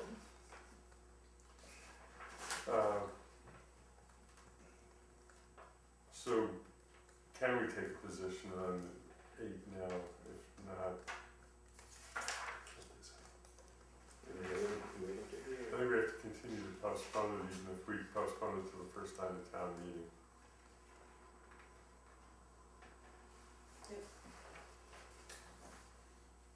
Well, what it does is it's authorizing the select board to acquire easements. If the CDBG grant doesn't come through, the select board isn't gonna take any action to move forward on easements. The town meeting can give them that authority. I don't wanna spend a lot of time on angels in the head for pins, but Yeah. And were we gonna pay for the easements, or did we, No. no, There is no he had made arrangements that we wouldn't have to. Well, Yes. I move we recommend Article 8. Okay. I second it. This has been assured by Mr. Mooring there are no costs to this. Okay, all in favor indicate by raising hands. Okay, 7-0. So is there anything else that we can take? There are the budget amendments, Article 12. Okay, and now we have,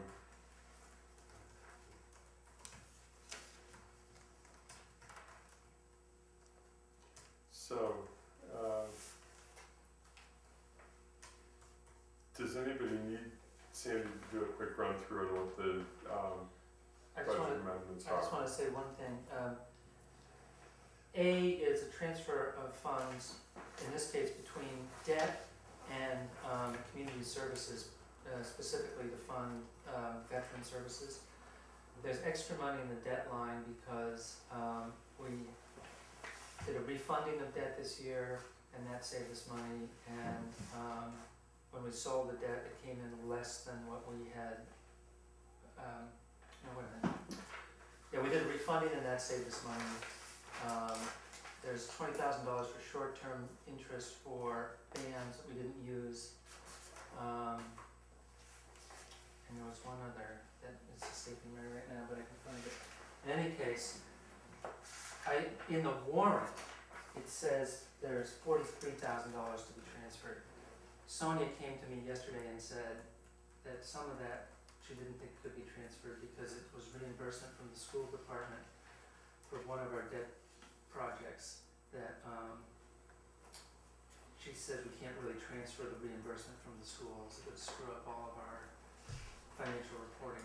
So the corrected number, even though it doesn't match the warrant, but the motion will be $35,910. The next one is the OPEB from the health insurance holiday, where we're going to not charge the town or our employees for health insurance for the month of April.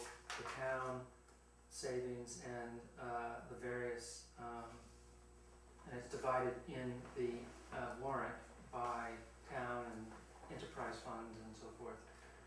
Amounts to $367,000. $78,000 in the next one is we get reimbursed by the federal government for Medicare D, which is the drug benefit under Medicare, and that is taking that money from free cash, which we do every year, because it goes into free cash, and then we take it out again, and that gets put into the various OPEB funds, depending on whether it came from the town, the region, or the town of Pelham. And that's different.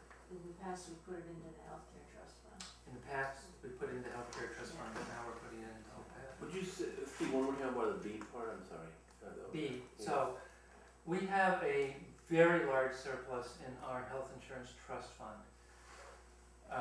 And so for 1 month, we're not gonna put any money into that fund. And it will draw down the fund by $376,000. And we're taking that money and transferring it into the OPEB fund. Does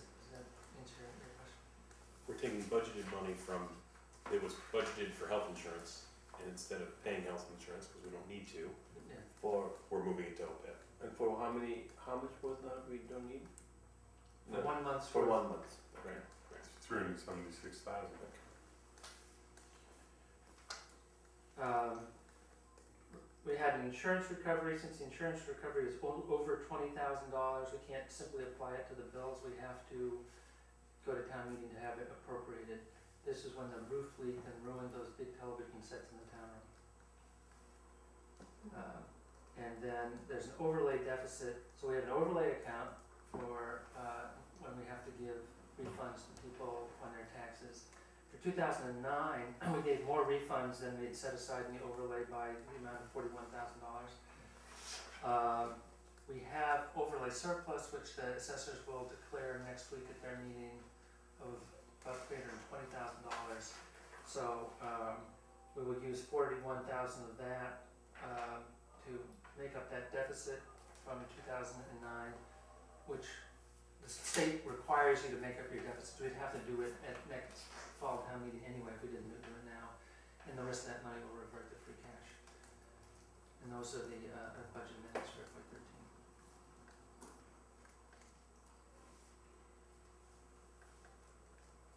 Yep. If I may. I move that we recommend the fiscal 13 budget amendments, Article 12, in the amount stated on the sheet dated April 11th.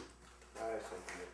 Okay, Diggs made a motion, Ida seconded it. Any discussion? All in favor? 7-0.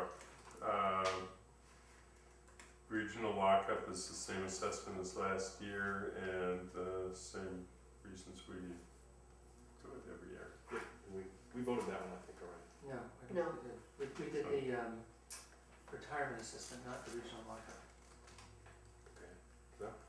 So Doug, I move to recommend 31-323 for regional lockup assessment. okay. Second? Second? Said, Kate, did you say? I said second, yeah.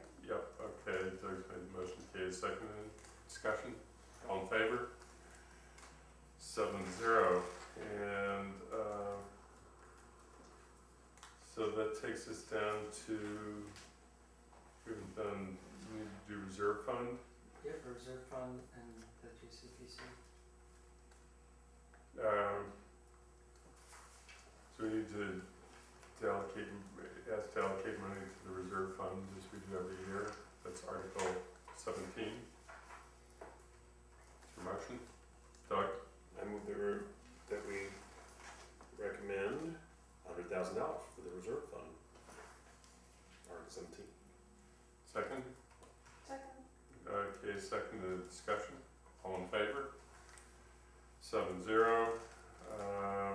Then we're into the capital programs, and we could do what we did before. It's at the will of the committee. Though I would hold that decision to suggest not locking that in. But the And I just want to say one thing very quickly. I added the lawnmower in.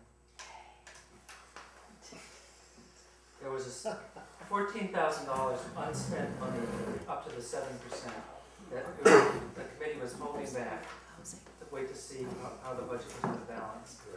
It's in balance, so that in order to spend the full 7%, there was a $12,000 lawnmower for the school department that is now back in. Even though it's not in the JCPC written report, it will be in the manager, it's part of the manager's recommendation. why don't we break this into parts? I would take a motion on Articles 19 and 20, which are capital program allocations for buildings and facilities and equipment, in reverse order of the numbers listed. Kay, do you want to make that motion? I didn't hear what you said about reverse order, I read. No, I just said, where I said, I just was for the public, but Right. 19 and 20, which are equipment and buildings and facilities in that order. I move that the committee recommends the amounts for Article 19 and 20. $1,130,955 for equipment and $464,500 for the buildings and facilities. Second. Okay, I think Bob seconded it. Any discussion on the motion? All in favor indicate by raising hands. So it's 6-0. That's right. Mary Lou's side of the room. Sorry, 6-0, one member absent at the moment. The next one is a bond authorization. And I think we've had some substantial discussion with the committee report about the bond authorization. I wanted to hold it out as separate. This is one that will require a 2/3 vote at town meeting, and therefore is something that I felt like we should vote on separately. Is there anyone who has questions about why the bond authorization is requested or what it's for? Bob? I move to recommend Article 21. Second. So Bob has made the motion, Janice is second to recommend. All in favor? So it's 6-0, one member absent. And debt rescission, which is really an opposite because it's This is debt that had been voted years ago to put a handicap ramp at the East Street School, because there was some program that was gonna move in there that required handicapped access. The program did not move in there, it got consolidated someplace else, and the ramp was never built. At some point, we might need a ramp there, but if we do, there's gonna be a whole nother plan, and it's not gonna be $80,000. So we wanna get this debt off of our books and rescind it. Doug. I move that we recommend Article 22 debt rescission for $80,000. Second. So Doug's made the motion, seconded by Janice, on Article 22. All in favor indicate by raising hands. Okay, now we have 7, so it's 7-0. Which then takes us to, I thought we did CPA when presented, but Yes, we did. Yeah, because we voted as an appropriate use. Yes. Okay, then that's just a failure of my notes, and that's fine. And who's assigned to do it? That we may not have decided. Yep, the committee voted to. I mean, it's a fairly simple one because all you're going to say is that we reviewed the recommendations and determined their appropriate use. Okay. I think we do list the projects, I think we do. They list the projects, yes, In their report. in the report and in I'm the trying to remember what article. we, That was last night. So then, that takes us through to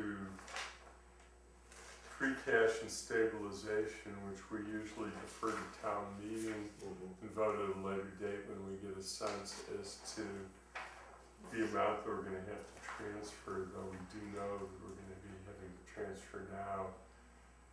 If our recommendations are accepted, $120,000.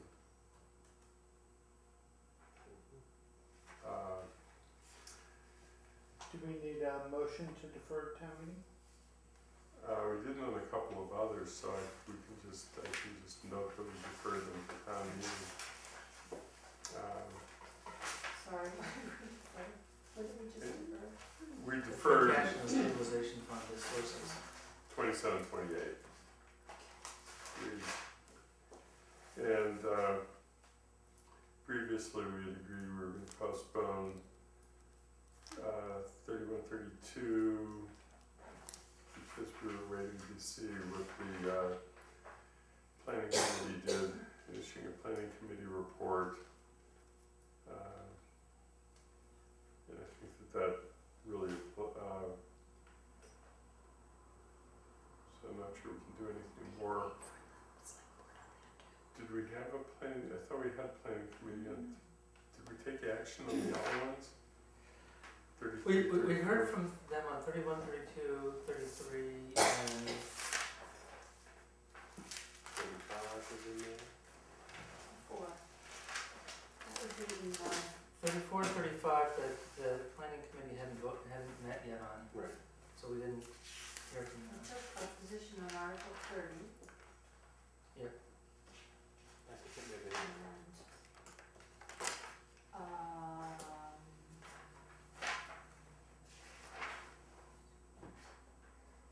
Article 36, we voted to make no recommendation. Right. Good. And that's reflected in the notes. I think at this point, the question is whether we can do anything further tonight, given the hour, and I guess is no. So, I think at that point, I would say we could defer those to town meeting because they're so late in the warrant. So then the question that's left for us, before we, because it is 11 o'clock early, you need to get us out of here, is whether we need to meet next week. I'm not here. You're not here, and I'm not sure that we would be better putting the time into other things than meeting the first night of town meeting before the start of the meeting. Just asking everybody to come at 6 o'clock that evening and not schedule a meeting for this coming week. What's that date, May 6. 6th? So we wouldn't meet at all until then. 25th. Then that We have a meeting on the 25th, but that's With the actuary. with the actuary. The actuary. Yeah, I will let Amherst media know what we decided. I already told them that the meeting on the 25th is with the other boards and it's in the town room. And so it will come as a select board request also, so that Candace is aware of that. And may I Yes. suggest on the agenda for that meeting that you also have just some kind of general thing, well, minutes, yeah, but also that if there were something that came up at the last minute that we could handle before town meeting starts, we could do it at that meeting. I can do that. The topic's not really anticipated. Are we not anticipating that the zoning would come to us next week and get that done before town meeting? I think that it's a question of, at this point, whether we're better off getting our time invested on making sure that we have our, everything in order for the mailing, and just work on the report. Okay. So could I follow up on that then? So the articles that we have not covered or voted on would just be indicated on the mailing as deferred to Yes. town meeting? Right. Yes. Okay, so, because in the past we had a second mailing that when we finished. What we did last year, and what we really can do again this year, which doesn't involve a mailing and is therefore not a cost to the town, is to indicate in our initial report that there will be a supplemental report that will be posted on the website and provided in print at the back table on the first night of town meeting. And we've endeavored and have actually succeeded in not including in that subsequent report anything that is likely to come up during the first week. Good. So I think we can wait. So the only thing left real quickly is that there was one set of minutes that Janice has provided, reviewed, and there was one minor revision to in the written number that she informed us about. This is the minutes of March 28th, and the one change is to indicate at the bottom of the Community Preservation Act, the total amount recommended is, and it should say $602,483. So those are the draft minutes that are presented, and a motion would be appropriate. Move we approve the minutes of March 28th. Second. So Kay has made a motion, that's been seconded, and I'm taking it that the motion to approve is as amended, is noted. So minutes, so it's Mary Lou second the motion. Any discussion, all in favor, indicate by raising hands. Okay. No, I can't, You sorry. can't, so, Kay was actually, I was absent too. oh, wait a minute, so I can't have you, I have to take that back. I take it as a motion by Mary Lou, and I need a separate second. Doug has seconded it, so, Mary Lou's made a motion to approve the minutes as amended. All in favor indicate by raising hands. So it's 5 opposed, 0 abstentions, 2. And the 2 abstentions noted are Chris Saul and Ms. Brand. Think we can adjourn? Well, No. my minutes from April 4th. Move Everybody got approval. those. Oh, I did this. Move approval. Everybody got those on the 7th. no. Don't have to approve them. You were so fast. Okay, so there's, Mary Lou's made a motion to approve the minutes of April 4th. Second? Doug is seconded. Okay, any discussion, all in favor indicate by raising hands. 6, any opposed, any abstentions? Bob, I assume you've abstained on I that? abstain, yes. So 6-0-1. Okay, with that, I take it that we are adjourned, and I thank you very much, and thank you everyone.